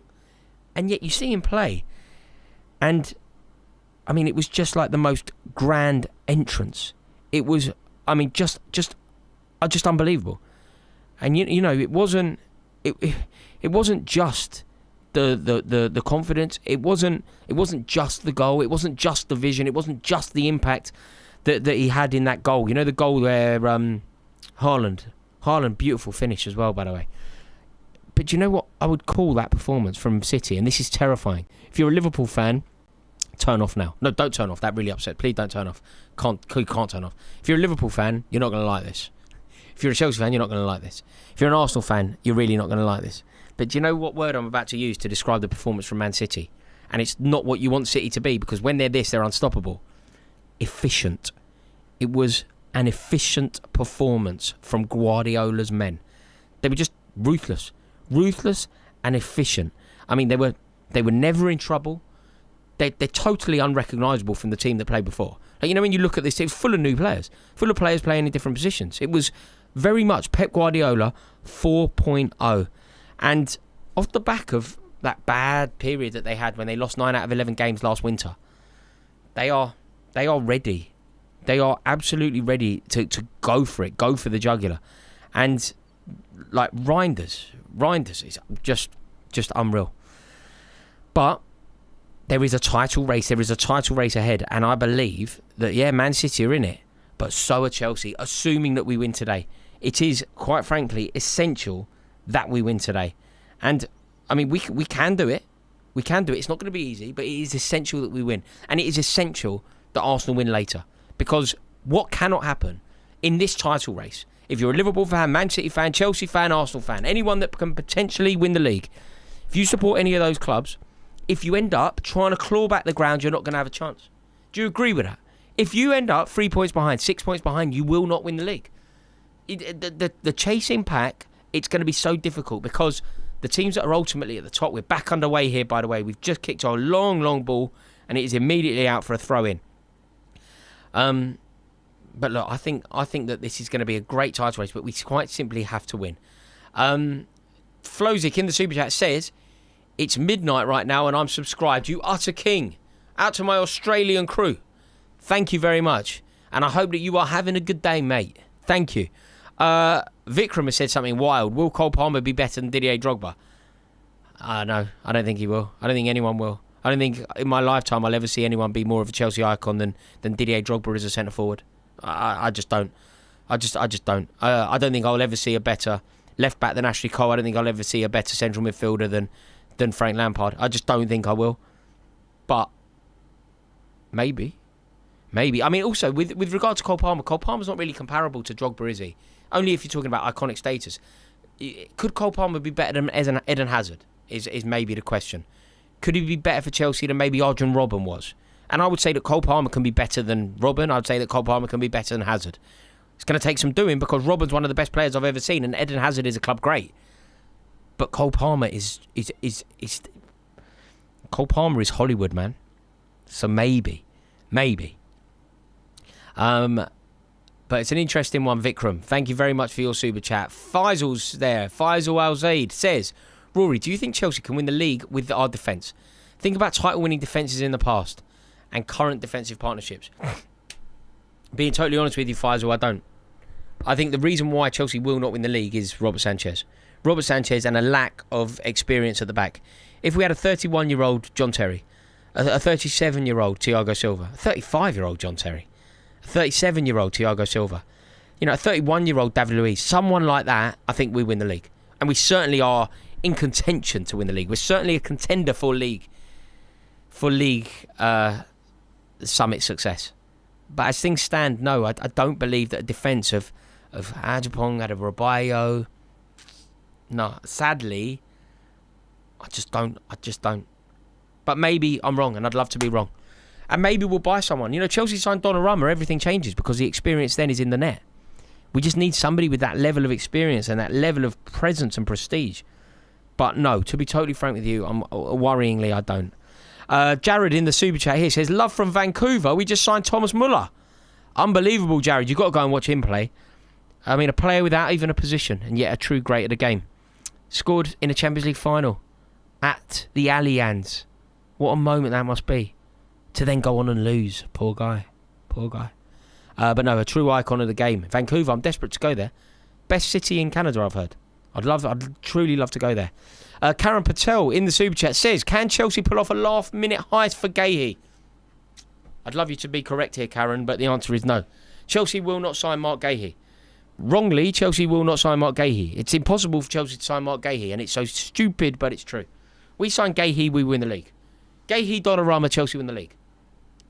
But we will sign neither because it doesn't fit our model, and Stuart and Winstanley don't want Chelsea to necessarily go in that direction. Which is upsetting. Which is very, very upsetting. But no, we won't do it, Karen. I wish we did. I'd love us to just break from the model for once and just go and do it. But sadly, I don't think we will. Riaz Alexander Ansari says, I'm a lifetime subscriber. Wow. But I unsubscribed for 2 months when you were blasting our Blues in the overlap. But then came back after 2 months. Okay, fair, I like it. So I have to sort of earn it. I like that. There's always a bit of jeopardy. He subscribes, but don't take it for granted because I could easily unsubscribe. I like that, Riaz. Keep me on my toes. I like it. I hope you don't demonstrate that sort of loyalty to your missus. Mate, we're married, but you said something I didn't like, and now we're not. But I'm back round. No, mate, do you know what? I don't really like the direction of travel. I don't really like the direction of travel. A lot of things about the club. It doesn't change how much I adore the club. I've been going to Chelsea since I was 6 years old. Everything I know is Chelsea. My entire culture of an upbringing was Chelsea. But I find the current iteration, I find the ownership, I find the CFC LDN thing, I find the talk about moving, I find it all a little bit distasteful, and I feel like the ownership isn't necessarily doing what's right for the furtherance of Chelsea. But what I can't deny is the success. I mean, what we did in America, what we did in New York City, what we did lifting silverware in New York City, battering Paris Saint-Germain the way that we did, it made a lot of what I said look hollow. And it made a lot of what I said about the sporting directors and their command of football look hollow.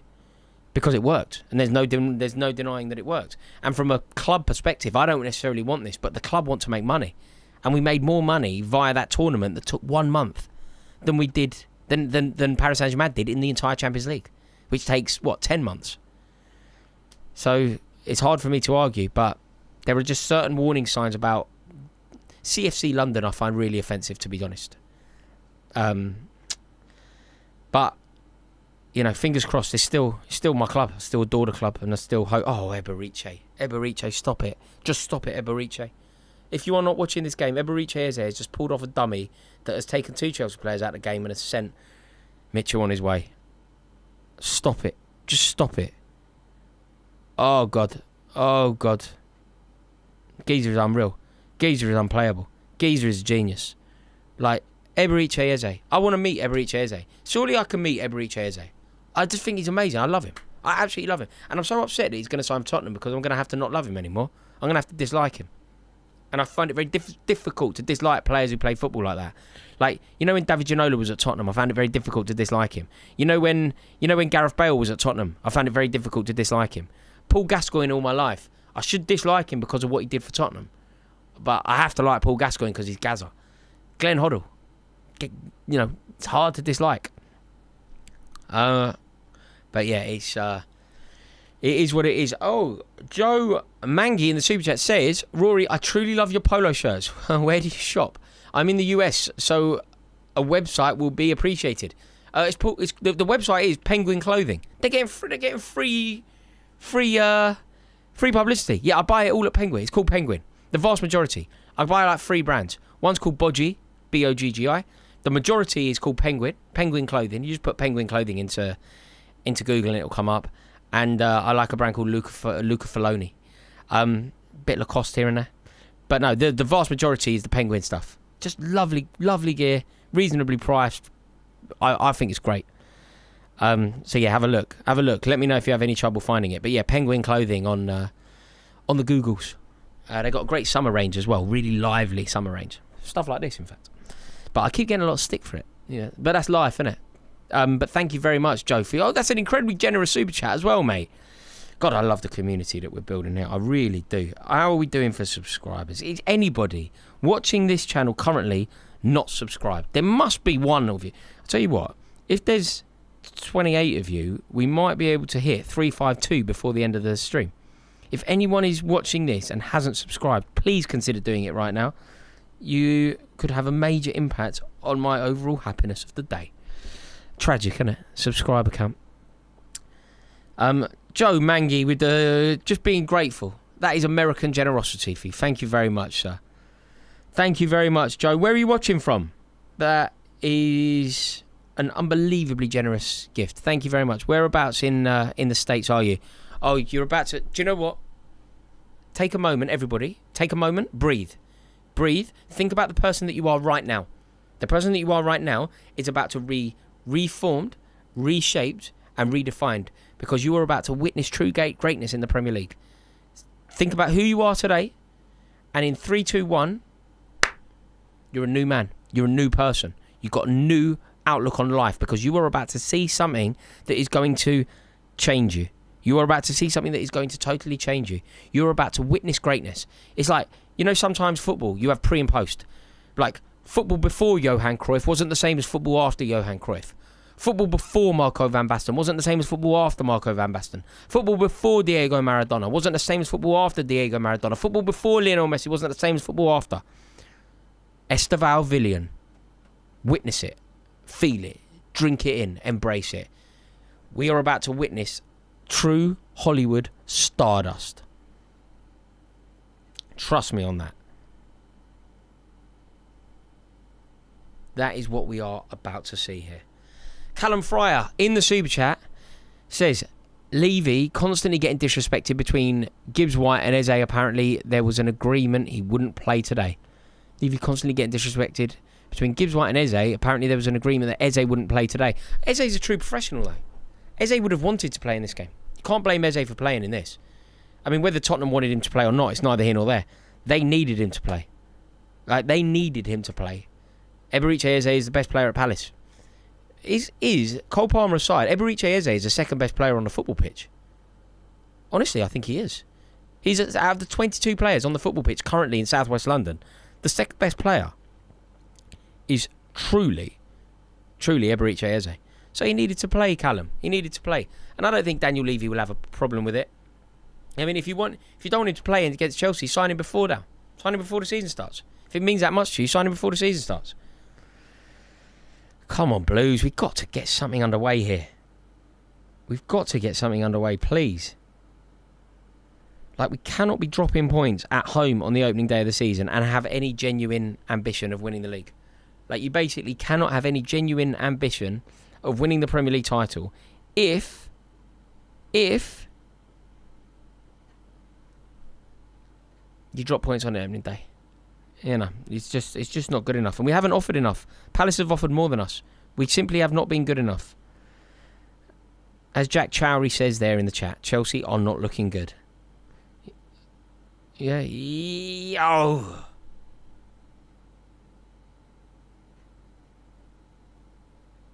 What's happened here?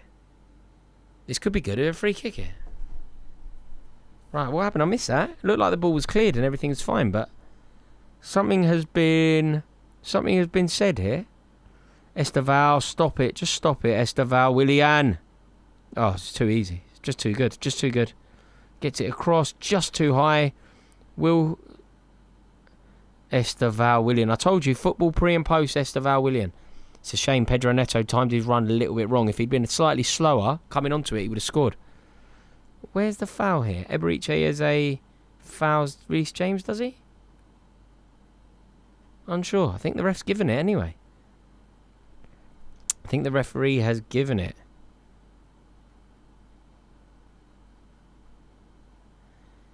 Okay, this is a really, really good chance for Chelsea. We've seen Crystal Palace score a free kick at this end already today. The goal was apparently correctly ruled out.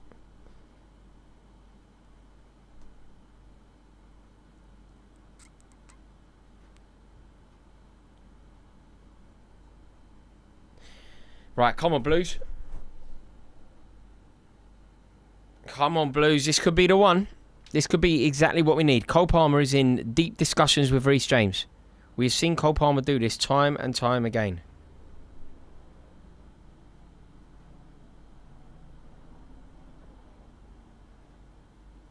Right, come on. This could be the one. I've got a good feeling here. I've got a genuinely good feeling. Palmer. That's a shame, innit? That is a shame. And they've stopped it because of a ball to the face. Do you know what? A ball to the face is life. It's life as a footballer. You get a ball in the head.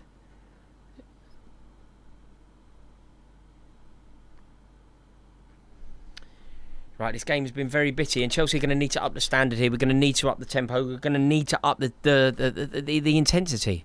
There's Eden Hazard in the stands. Do you know what's mad about Eden Hazard? He's so young. How is he... Like, when Eden Hazard was about, like, 32, I saw him playing football against Thogden. It was like, why is he playing football against Thogden? He's 32 years old. Like, it just doesn't make sense. It just doesn't make sense. Like, think about what Frank Lampard was doing when he was, like, 37. Think about what John Terry was doing when he was, like, 38. I just don't get it. Yeah, but what an artist he was. What a player he was. I mean, a true masterful, dazzling talent. It all just came so easy to him. I mean, you know when Gianfranco Zola was what, 35? At 35 years old, at Chelsea, 36 even, the year that we qualified for the Champions League, his final season, 20 goals and assists. He's 36 years old. Like, Zola was 36 years old. Eden Hazard isn't even 36 now. And he's getting tackled by Thogden. I've seen Sharky, man, marking him. What's going on? Rory O'Brien. Good name. Found football boring. Yeah, I mean, I don't think he was ever particularly inspired by... You know, some people, they kind of bleed football, don't they? They just, like, are football. I don't think Eden Hazard ever was that. I just think he was one of the most naturally gifted players to have ever walked the face of the earth. I think he just had this unbelievable command of the game that set him apart. But yeah, I think you are correct. He didn't necessarily love the game in the way that others did. By the way, can I just use this slight break in play to remind you that I'm going to be going live for the Manchester United Arsenal game later today, and it would be an honour if you would come and join me. Is anybody out there going to join me for that game? I really hope you are, because I can't wait to watch it. I think it's going to be a pulsating game. It's a terrible way for Arsenal to start their season. It's almost a gift for Manchester United, and I think there's going to be a lot to talk about, and I really am looking forward to it. So please join me for that one as well. Very exciting times.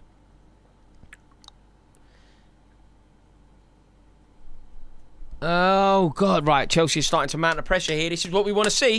Chelsea is starting to ask some major questions here. This is exactly what we need. This is exactly what we need. Oh, right, come on. Come on, Chelsea. This is it. We have to start, wave after wave of attack is what we need. We need to just be knocking on the door, relentlessly barge down this barrier that Crystal Palace have put up. Just don't let them off at all. Come on. It's going to be so underwhelming if we end up starting at home with Palace and getting a 0-0 draw. So underwhelming opening day of the season. Generally, we're quite good on the opening day of the season. I mean, I know we lost at home last year, beginning of the season, but the Manchester United team's out. Oi, Luke Shaw playing football. What's going on? What is going on? Bayendier in goal. That's interesting. Mason Mount starts. Arsenal, David Raya in goal. White, Saliba, Gabriel, Calafiori, all as you would expect. Odegaard, Zubimendi, Rice, again as powerful as you would expect. Saka, Gyökeres, Martinelli. The perfect Arsenal team, really, isn't it? I can't think of the only thing that makes it better would be getting Martinelli out and getting Eze in. But that really is a perfect Arsenal team. SMH in the chat here. He's got Flamingo by his name as well, so welcome, sir. It says that Palace are a hard team to play against. You are right, but I don't care. I mean, I'm being totally frank here. I don't care. Opening day of the season at home, you win your first day at home. You have to. I mean, it depends what you think Chelsea are about this year. If you think we're about a team that are going to aim to qualify for the top 5, qualify for the Champions League, yeah, draw at home to Palace is all right. I'm being a little bit more ambitious than that, though. I think that we should be being a bit more ambitious than that. I think that we should be launching a serious bid to win the Premier League title. And you have to beat Palace at home opening day of the season. You know, what about all the euphoria off the back of what we did in America? All the euphoria off the back of what we did in Poland. Like, you have to build. You know, it should be creating belief. And this team are good enough to win today. I know that we've ridden our luck, but we haven't played very well. And why haven't we played well enough? Why haven't we played well enough? Like, this isn't good enough. We haven't really asked enough questions. It's not like their keeper's been man of the match. Palace have had better chances than us. Why? We're the home team. We're the team who want to win the league. We're the team who just won in America. We're the team who just won in Poland. Like, we should be doing better than them. You know, we've had one shot on target. It's just not good enough. You think of the array of attacking talent. Right, we're asking some questions here. Yes. Second ball, come on. No one's on the second ball.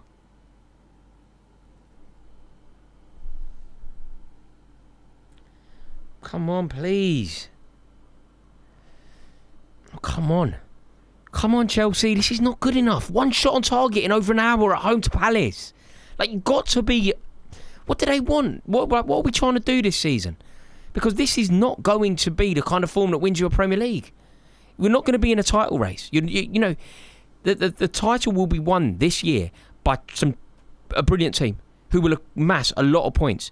If you start dropping points this early in the season at home, it's going to be over before it's begun. Pretty soon we're going to find us 7 points behind. 7 points behind the top. There'll be 2 teams above us, 7 points ahead of us. We will not be able to win the league in that situation. It'll be over before it's begun. Come on. Just get that Estevao on the ball, please. Please, can I ask you, by the way, do me a massive favour if you're watching. Please give this stream a like. Really does help me out. Romario. Mate, if I met Romario, I'd be a madman. Romario in the Stamford Bridge. What a great at a game he is. That little toe poke finish. He had his own finish. What a man. Do you remember that moment? World Cup 1994. Da be in America. Palace on a break here. That's right, he's just fallen over. Phew. Right, break. Come on. Right, come on, Blues. Find the right pass. You're miles away. Nobody's within 10 yards of him. It's nice. In behind. Go on. Bit of ingenuity. Cole Palmer does his bit. It's come to Estevao. He's blazed it over, and I think he's taking it off Pedro Neto there. A bit greedy from Estevao. You know, obviously hungry, obviously desperate to make a mark on the opening day. But Cole Palmer did really well, linking up with Estevao, but he kind of miscontrols it. The ball is naturally running into the path of Pedro Neto. He has the ability to just get out of the way, and allow Pedro Neto to ping it in. But he's greedy. He goes with his left foot, falling away from it, trying to wrap his foot round in it. Pedro Neto's coming onto the ball. Has to be less selfish. Yeah, fine. He's a starlet. He's a Hollywood footballer. He's got that sprinkle of stardust on him, and he wants that big goal on his big day. But he has to sit this one out and allow Pedro Neto to have the moment. Pedro Neto puts us 1-0 up there. Poor from Estevao. And sounds harsh, you're judging a kid. But they're the standards. They're the standards now. You're playing for a team that want to win the Premier League title. It's just got to be better. It's just got to be better. Ah, come on. By the way, a super chat has landed here from the Aussie abroad who says, why do London rivals do transfers but North don't? Well, do you know what, Aussie abroad? Very interesting question. I don't think anyone should. I think Chelsea, on principle, should never ever do business with Arsenal. The day that Chelsea sold Petr Cech to Arsenal was a disgrace. It's a disgrace. Because I know it didn't go Petr Cech's way at Arsenal. But anyone that can remember that moment genuinely thought that Arsenal were going to win the league off the back of signing a top-tier goalkeeper. Cech went there and I thought we'd given him a league title. And do you know why Cech went there? He was meant to go to PSG. He wanted to do the school run. He didn't want to leave London. And we did him a favour. Roman Abramovich was like, nah, he's been a good servant at Chelsea. We're going to do him a favour. I was like, nah, what are we doing? Don't do business with Arsenal. Never do Arsenal any favours. Don't do Tottenham any favours ever. So the principle was, I don't like. Chelsea and Arsenal have been far too friendly of late. Far too friendly. The only thing that makes it slightly more palatable from my point of view is everyone we've given them fails. Everyone we've got from them succeeds. You know, we give them David Luiz and he's rubbish for them, brilliant for us. We give them Willie and he's brilliant for us, rubbish for them. We give them Raheem Sterling, decent, no good for either of us, but better for us than he was for them. Ashley Cole, amazing for us. William Gallas, dreadful for them. You know, I can't think of many players that have succeeded at both clubs. Think about Arsenal, Chelsea players. Who's been good at both clubs? Ashley Cole, been good at both clubs. Better at Chelsea, but good at both clubs. David Rocastle. David Rocastle was very good for us. Excellent for them. Amazing for them. One of their best ever. What an icon he is, by the way. R.I.P. David Rocastle. A king. But we played a team when I was about 10 or 11. No, younger. 8 or 9. Called Victoria Zizkov. I don't know if they still exist. But we played a team called Victoria Zizkov. And we played in it would have been in 1995. We lost the FA Cup final in 94 to Man United. 1995, we went into the Cup Winners' Cup because Man United won the league. So Man United won the league, they went into the European Cup. Chelsea got to the FA Cup final, got beat, but we went into the Cup Winners' Cup because we were in the FA Cup final. Man United couldn't play in both competitions. We played a team, first time in Europe for years, called Victoria Zizkov. And David Rocastle scored in front of the shed end, which is where Crystal Palace are shooting now. Scored in front of the shed end when there was no stand there. They were building it. What a player, David Rocastle. Like a half volley, outside of the boot, half volley. Palace got a corner here. Palace got a corner here. Slight worry.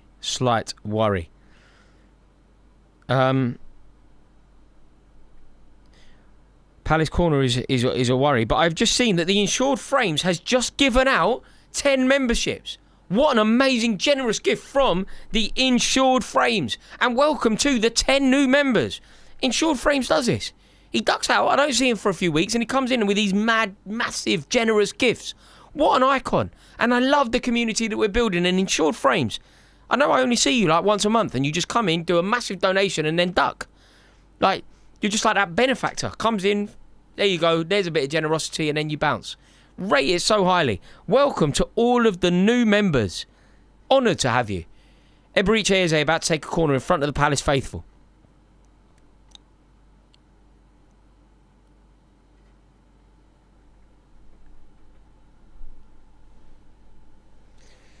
Oh, God. Come on. 70 minutes into the game. Still no goals. Chelsea still not asking enough questions. I don't know what to say about the Insured Frames. I mean, amazing. What a king. So grateful. Insured Frames, amazing generosity. And we've got 10 new members. 10 new members. I am honoured to have you. My new members, man. I hope that you enjoy the content. You'll see there's loads of new content for you to see. And to let you know now, there are 10 of you. Straight after the Manchester United versus Arsenal game, I'm doing a live stream, Q&A live stream. We can talk about the Man United, talk about anything you want. Only for the members. So you 10 new members are now invited to that private live stream. And I look forward to seeing you there, I hope. Welcome to the community, all of you. And there's lots of videos that you can now see that is just out there only for the members. Like, that is the place. The membership community on this channel, the 20%ers, you are the people who I have the back and forth with. Like, that's where I go live and have the back and forth. That's where I go do videos and answer your Q&As. That's where we can do it. Put videos up, I mean, I don't know, 4 or 5 a week. So, I hope you really enjoy it and welcome. And remember, we're going to be live for the Man United versus Arsenal game. And as soon as the Man United versus Arsenal game finishes, we're going to be going live just for the members. So I will see you there, I hope. This has just not been good enough from us. Really disappointed with this performance, you know. We just haven't asked enough questions. Palace are good. Palace have played well. But we just haven't done enough. You know, it's not like their keeper's been man of the match. I barely remember him making a save. Like, how many chances have we had on target? It really is just not good enough. You know, Estevao had that half chance and he really did need to do so much better with it. Like, he got greedy. Just really got greedy. Just not good enough here. But 20 minutes to go to rectify it. 20 minutes to go to rectify it. I've been told, by the way, that there are 16 Brazilians to play for Chelsea. Estevao is the 16th Brazilian to play for Chelsea. Right, what we're going to do now is we're going to name the other 15. Are you ready for this? We're going to name the other 15 Brazilians. We're going to start with the best. We're going to name Ramirez. That man is a dream, an icon. I just love him.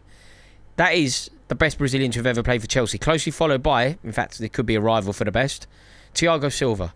Thiago Silva, amazing. Thiago Silva is probably top 10 Brazilian footballers of all time. What a man he is. So that's 2. Estevao 3. We're naming 16, right? Estevao 3. Another Brazilian to have played for Chelsea, I will go with Emerson Tome. We signed Emerson Tome from Sheffield Wednesday. Emerson Tome, when I was young. Emerson Tome is a Brazilian that we signed from Sheffield Wednesday for £2.5 million when I was a kid. Amazing what you're remembering it. Another Brazilian to have played for Chelsea is... This is going to be... Hang on, think, Rory, think. Who has played for Chelsea? Who is Brazilian? Pato. Pato scoring away at Villa Park. Pato. We were there when Pato scored. We beat Villa 4-0. Ruben Loftus-Cheek played up front and Pato scored. Jose Mourinho, I think. I'll tell you who else has played for Chelsea who is a Brazilian. Another Brazilian that has played for Chelsea is Deco. Oh, no, he weren't Brazilian. Okay, right. Who did who did Scolari have? Who did Deco play? No, Deco weren't Brazilian. Think of another Brazilian to have played for Chelsea. Come on, Rory. You're better than this, man. You are better than this. We've got Emerson Tome. We've got Ramirez. Right, think centre halves. Alex Rodrigo Diaz da Costa. He's from Brazil. He played alongside Terry and he's just as fucking hard. Give him the ball outside the box. He scored from 30 yards. Oh, Alex Rodrigo Diaz da Costa. He's from Brazil. He played alongside Terry and he's just as fucking hard. Give him the ball outside the box. He scored from 30 yards. Right, Alex. Think fullbacks. Brazilian fullbacks at Chelsea. Come on, Rory. Brazilian fullbacks at Chelsea. Keepers. Has there been any keepers? I think there has been. Has there been any keepers? Right. Right, come on. Ramirez. Emerson Tome. Ramirez, Emerson Tome. Alex Rodrigo. Pato. William. No, David Luiz. David Luiz, obviously. Oh, I've got to think more recent. Okay, centre halves. Alex, Emerson. Right, so lots of defenders. Okay, come on. How many have I got there? How many have I got? 6, 7? God, there's a lot, isn't there? 15 have played for Chelsea. 15 Brazilians. 15 Brazilians. Right, I need to go modern. I'm going too far away. Why am I talking about Emerson Tome? Emerson Tome from Sheffield Wednesday. I said Felipe Luis. Oh, signed from Atletico. Felipe Luis. Yeah. Felipe Luis. Whoa. Signed from Atletico. Yeah.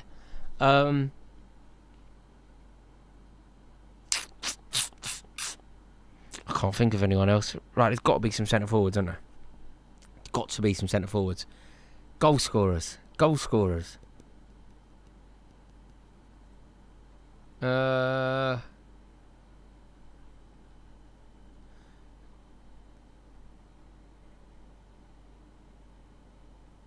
I can't think. No. Oh, right. There we go. Right, Mateta's had a shot there. I think I failed that game. Yeah, Mateta's had a shot. Right, 76 minutes gone. And we basically need to win this game now.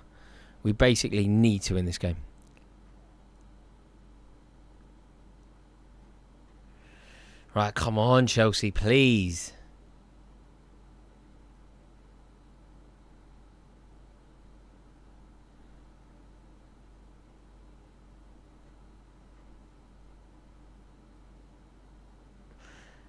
Right, I'm trying to think of other... Right, let me have a look. I've just had a look.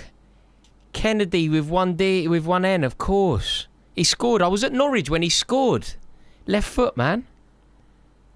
Chelsea. Oh, come on. Lucas Piazzon, my God. João Pedro, Andre Santos. How do I get Emerson Tom and not João Pedro? How do I get Felipe Luis and not João Pedro? How? Who else? I've got someone else a bit around. Oh, Alex Rodrigo, and not João Pedro. Just wasn't really thinking about now. I was thinking about it all from before. Oh, dear, oh, dear. Oh, Oscar. Yeah, he's a fantastic... He was a silky footballer, man.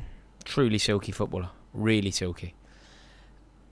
Owen in the super chat here. Saying Jackson is a better player than Enzo is an awful take. And I thought Enzo played well last year. Maybe not worth 100 million, but he's not a flop. Saying Jackson is a better player than Enzo. Who said Jackson was a better player than Enzo? I would never say that. Did I? And there might have been a time... I mean, I don't think Nicholas Jackson should have ever been signed for Chelsea. I don't think Jackson should have ever played for Chelsea. Nicholas Jackson is one of the worst centre forwards I think we've ever had. It's certainly in the modern era. Like I'm so happy that Jackson's going to be leaving, and we can stop all pretending that he is a good player. Like we've been sort of gaslit into believing that Nicholas Jackson was good enough to play for Chelsea, and I don't know where it came from. So Owen, I don't believe that I said that, mate.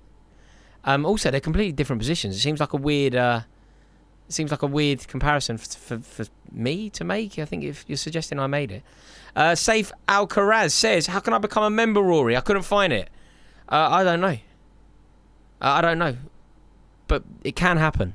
This dream can become a reality. Click the link in the description below. That is how. You click the link in the description below, and you become a member. I believe. And if you do that, you will be around for the Q&A that is going to go live only for members. We're going to be doing a live stream exclusive for members straight after Arsenal Man United. So the second that the referee blows the whistle on the Arsenal versus Manchester United game, we're going to be cutting the stream. We're going to be doing a new stream only for the members. So there'll only be, like, I don't know, 20 of us in there, and we can have a real chat and we can get deep into it. I've just been told, by the way, in the chat here, it wasn't me that said it. Boovy said it. Right, I can't be held accountable. Once I flip, I can't be held accountable for my actions. That's when accidents happen. Like, that's nothing to do with me. I'm not responsible for everything that man says. There is literally nothing I can do with regard to that man's opinion. What can I do? I'm a mere spectator. Also, apparently it says join. It says join. So where it says join, you can click that, and apparently that will be the answer. Adam Smith has said Belletti scored against Borough in the 5-0. I remember a major long shot. Major long shot. He pinged it in. Giuliano Belletti. Yeah, I forgot about Belletti. Yeah, I used to love that. That was a great time, wasn't it? Do you remember when they had the two goal scorers that stopped Arsenal winning the Champions League? The two goal scorers that scored against Arsenal in Paris for Barcelona played for Chelsea at the same time. It was Chim Chimney, Chim Chiroo. What was it? Belletti. Something about Eto'o and Belletti. Belletti from 2. Yeah, Belletti and Eto'o both scored for Barcelona and both ended up at Chelsea. Amazing. Absolutely amazing. Adam Smith says, yeah, Adam Smith, the Belletti, absolutely. Battered us, yeah. Yeah, he scored an amazing goal that day. Do you know what? I work at London Bridge. London Bridge yesterday was full of elated Borough fans. And weirdly, they were being very nice to me. When I saw them all, I thought, oh my God, here we go. But they were incredibly nice to me. Eze has just won his team a corner. Good save there, Robert Sanchez. A save he should make. But he tipped it over the bar, which was the right move. Crystal Palace with the corner here, which is troubling. Really troubling. By the way, is anyone watching this who hasn't clicked subscribe? Please do consider clicking that subscriber button. Would really love to welcome you to this community. I love what we're building here. So if you are watching and you haven't clicked subscribe, do me the honour, please, of clicking that button. Really, really helps me out. Gusto and Santos is obviously on for James and Fernandez, by the way. Right, this is slightly troubling. Eze with a corner in front of the Palace fans. Chelsea deal with it well, get it out. Big 8 minutes here. I don't want to say this and it sounds... Oh, look at Mark Bright sitting there with Parish. Mark Bright, he was a great player, you know. Really good player. Filthy. But that front two that Crystal Palace had then, this is like before my time really, but I've read up about it. They got to the FA Cup final in 1991, played Man United, and it was Wright and Bright. Ian Wright, Mark Bright. Brilliant time. Eberiche Eze, this could be his final moment at Crystal Palace, and look at the standing ovation that he is getting from those Palace fans. They clearly love him, and that is the way to leave a football club, isn't it? Be a true professional, and he's been robbed of a winner, potentially. Been robbed of a winner, which is, from his perspective, a real shame. Real shame.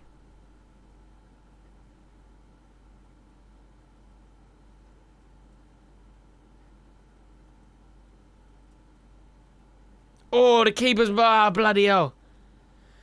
Oh, my God. How... This is the problem with Maresca. We need to win this game. We're the home team. First day of the season. We're the Club World Cup champions.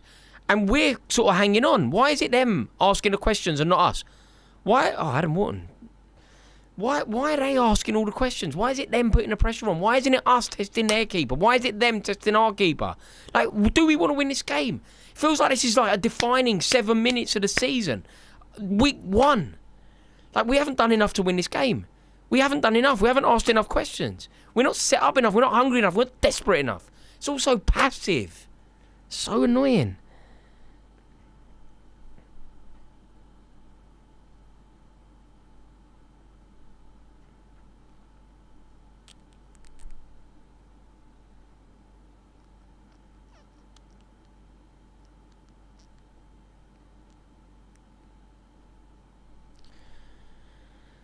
Right, come on, Chelsea, build. That's it. Esteval on your bike. Let's go. Go on, son. Go on, son. Skin him.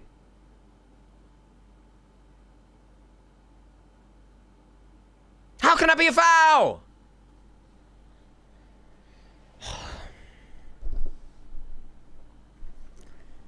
This is so depressing. I know Palace are a good side, but we just have to win this game. You can't drop points to Palace opening day and expect to have any serious traction in the Premier League title race. Like, you just can't. You just can't. Man City won 4-0. Liverpool scored 4 goals. Arsenal were probably going to win in a minute. You're going to be left behind before you even come alive. Ah, what a shame. Like, what a shame. Come on, find a winner. You find a winner now. It can be invigorating, intoxicating. It can get us going. Just hoof it up into the air, man.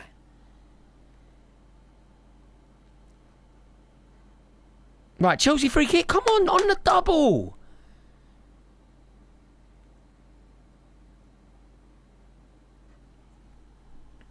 Jefferson Lerma. Oliver Glasner. He's wearing a very similar get-up to me.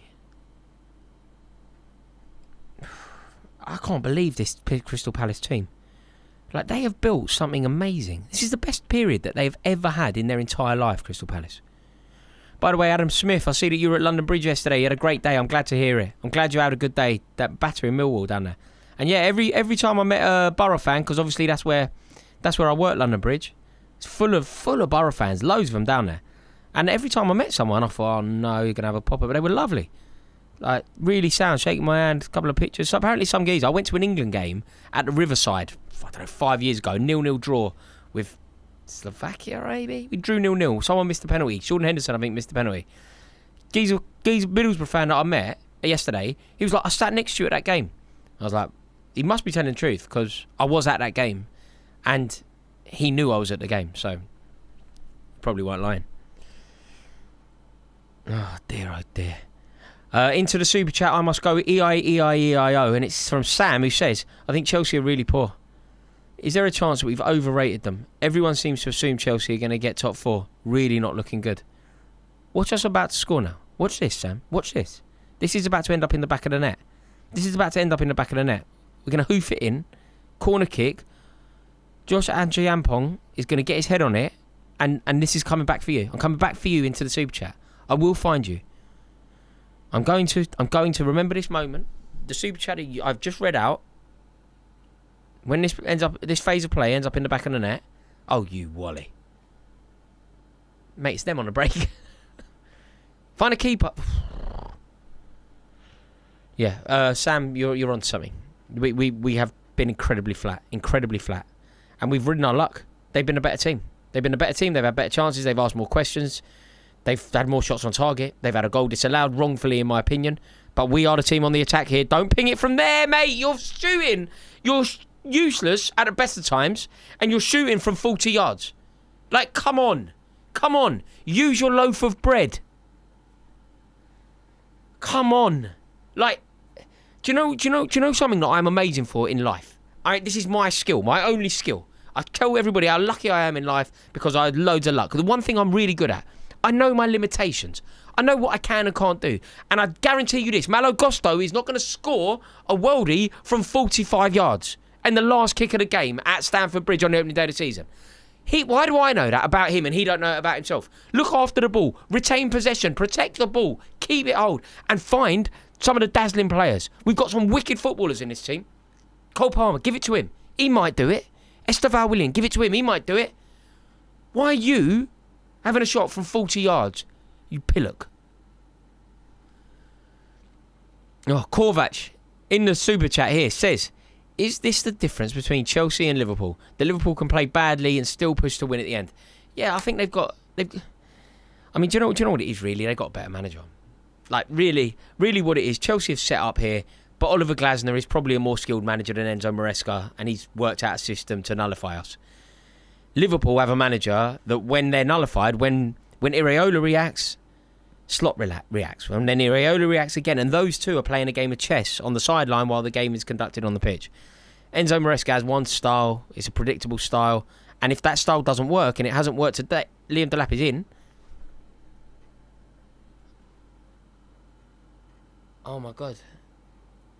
That's it. That's the moment. Oh my God. That is the moment. That you can't ask for more than that. Like, you can't ask for more than that. Right, we're starting to ask a few questions. The first proper shot we've had on goal, you know. It's the first real clear sight of goal that we've had. And it is 90 minutes in. 90 minutes into the opening day of the season at Stamford Bridge. That is the first time that we've really seen Chelsea getting behind. But we're in behind again here. Cole Palmer. Come on, corner, win it. 50-50s, man. You must win those 50-50s in front of the Matthew Harding end in the 90th minute on the opening day of the season. You just must win that 50-50. You must give it everything that you've got. Go for the jugular. If he cleans you out, you've won a penalty. Why are you going in half-assed? Why are you going in half-hearted? Come on. Like, that's the thing. They don't seem to have this desperation to win. They don't seem to be this hunger to win. It's also passive. Look. Possession football for the sake of possession football. I'm really doubling up out here on Willian. He's won a corner though. Good work, sir. Really done well there. Won a corner, which is really impressive work. Right, come on, Chelsea. Find a way now. Find a way. This could be a defining 6 minutes of the season. This is a 6-minute defining moment of the season. You drop points on the opening day off the back of Liverpool being brilliant, or finding a way at least, and being brilliant in points. Manchester City being devastating. Arsenal, I believe, are going to get a symbolic victory in a minute.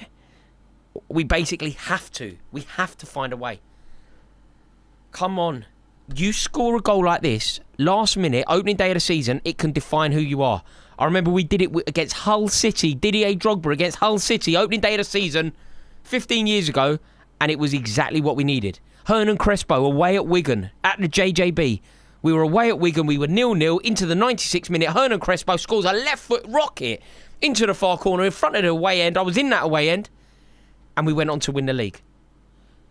Paul Jewell crying on the touchline. Like, you find a way on the opening day. Didier Drogba against Hull at the shed end. Chipped across and it ended up in the back of the net. We won a double. Come on. Find a way on the opening day. Find a way. You cannot be trailing from minute 1 when you've played at home. And no disrespect to Palace, but you have to be beating Palace at home. I know they're a wicked team. I know they've got a great manager. But you have to be beating Palace at home. Find a way. Oh my good God. Oh my good. I mean, that is it. That is the chance. But what I don't understand, and this is so frustrating, in the last 5 minutes, we've had, 3 decent chances, 2 really good ones. A chance that has befallen Andre Santos in the most perfect way and he has to score. A chance that has befallen Liam Delap in the most perfect way and he has to score. Here's my question to you. Can anyone shed some light on this? Please, regardless of who you support. If you are in this chat now, tell me the answer. Why is Enzo Maresca's team playing like a team now? Why are we fighting for this now? Why are we desperate for victory now when there's 6 minutes left? 4 minutes left. Why are we desperate for it now? Where was this desperation after 7 minutes, 8 minutes, 9 minutes, 10 minutes? When it's Crystal Palace asking all the questions. When it's Eberechi Eze dictating the tempo. When it's Adam Wharton leaving our midfield for dust. When it's Adam Wharton embarrassing Enzo Fernandez. Why are we now on the front foot again? Cole Palmer, come on. I don't understand why this intensity comes when the referee says we're in injury time here. We get to injury... Come on! You get to injury time and then you perform. It doesn't make sense. It literally doesn't make sense. You throw on all your big guns for the final few minutes of the game. When ultimately all Palace need to do at that point is hang on. They're not desperate to win the game anymore. They're not desperate to get something any more than a point out of the game. Early in the game, they were going for the jugular themselves. Now they're happy to look after the ball, and it's Adam Wharton is on the ball again, and he is just masterful.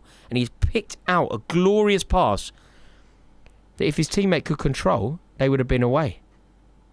I mean, this Palace team, Oliver Glasner is a true genius. And I know that Palace fans will feel very hard done by today, and they should do. I know that they'll be heartbroken that Eberechi Eze is leaving. But the only words of comfort that I can provide to any Crystal Palace fan is, if Oliver Glasner stays in your lives, you don't have a problem. You know how at Brentford, when Thomas Frank stayed in their lives, they didn't have a problem. No matter what the problem was, Tony leaves, didn't matter. Ben Rama leaves, didn't matter. And Burmo were to leave, it wouldn't have mattered, right? Keep Thomas Frank at the job. Oliver Glasner, Eberechi Eze is a king, a masterful footballer, a dazzling talent, a player I would love to run the wing at Stamford Bridge. But keep Glasner and it won't matter. You corner kick, goal kick. Dear, oh dear, oh dear, what a shame. What a shame this is. 2 points dropped opening day of the season in what feels like a pivotal week of the season already. Feels like a pivotal week of the season already. You know, what? All of the frailties that we've been talking about Chelsea, we've always said we have goals galore in the team. The amount of goals that Chelsea will score with the likes of Esteval Willian, with the likes of Cole Palmer, with the likes of Pedro Neto, the amount of goals that we're going to score is never in doubt. But where we're going to struggle is the back line. You know, we don't have a good enough defence. We don't have a good enough goalkeeper. Until the final 10 minutes of the day, it has been a dreadful, dreadful performance. We haven't asked any questions of Palace. They've had far more chances than we have up until the last few minutes. Eberechi Eze has had I know that it was rightfully ruled out, but for me, those goals have to stand. It's nonsense. It's utter nonsense. Mark Gahey being penalised made no sense to me. Mark Gahey also got clumped in the back of the head, remember? Like that fist in the back of the head felt ridiculous to me. I mean, and Robert Sanchez needs to count himself very lucky. Mark Gahey didn't dive, he didn't roll around, and had he done so, I think that Palace could have got a penalty there.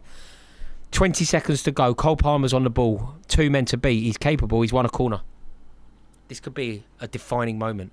Like I said, Hernan Crespo at the JJB. Chelsea scored after the game was 0-0, 96 minutes. Hernan Crespo scored. We won the league. Didier Drogba at home to Hull. The score was 1-1. Didier Drogba in the final minute goes for a back post cross with his left foot, gets it all wrong. It drops into the far post. This is it. And the referee has blown the full-time whistle. and Chelsea have limped to a 0-0 draw at home to Crystal Palace. Feels incredibly underwhelming, to be totally honest with you. Feels incredibly uninspiring, to be honest with you. But I've got to be totally frank here. It's actually quite a good point, because they were better than us.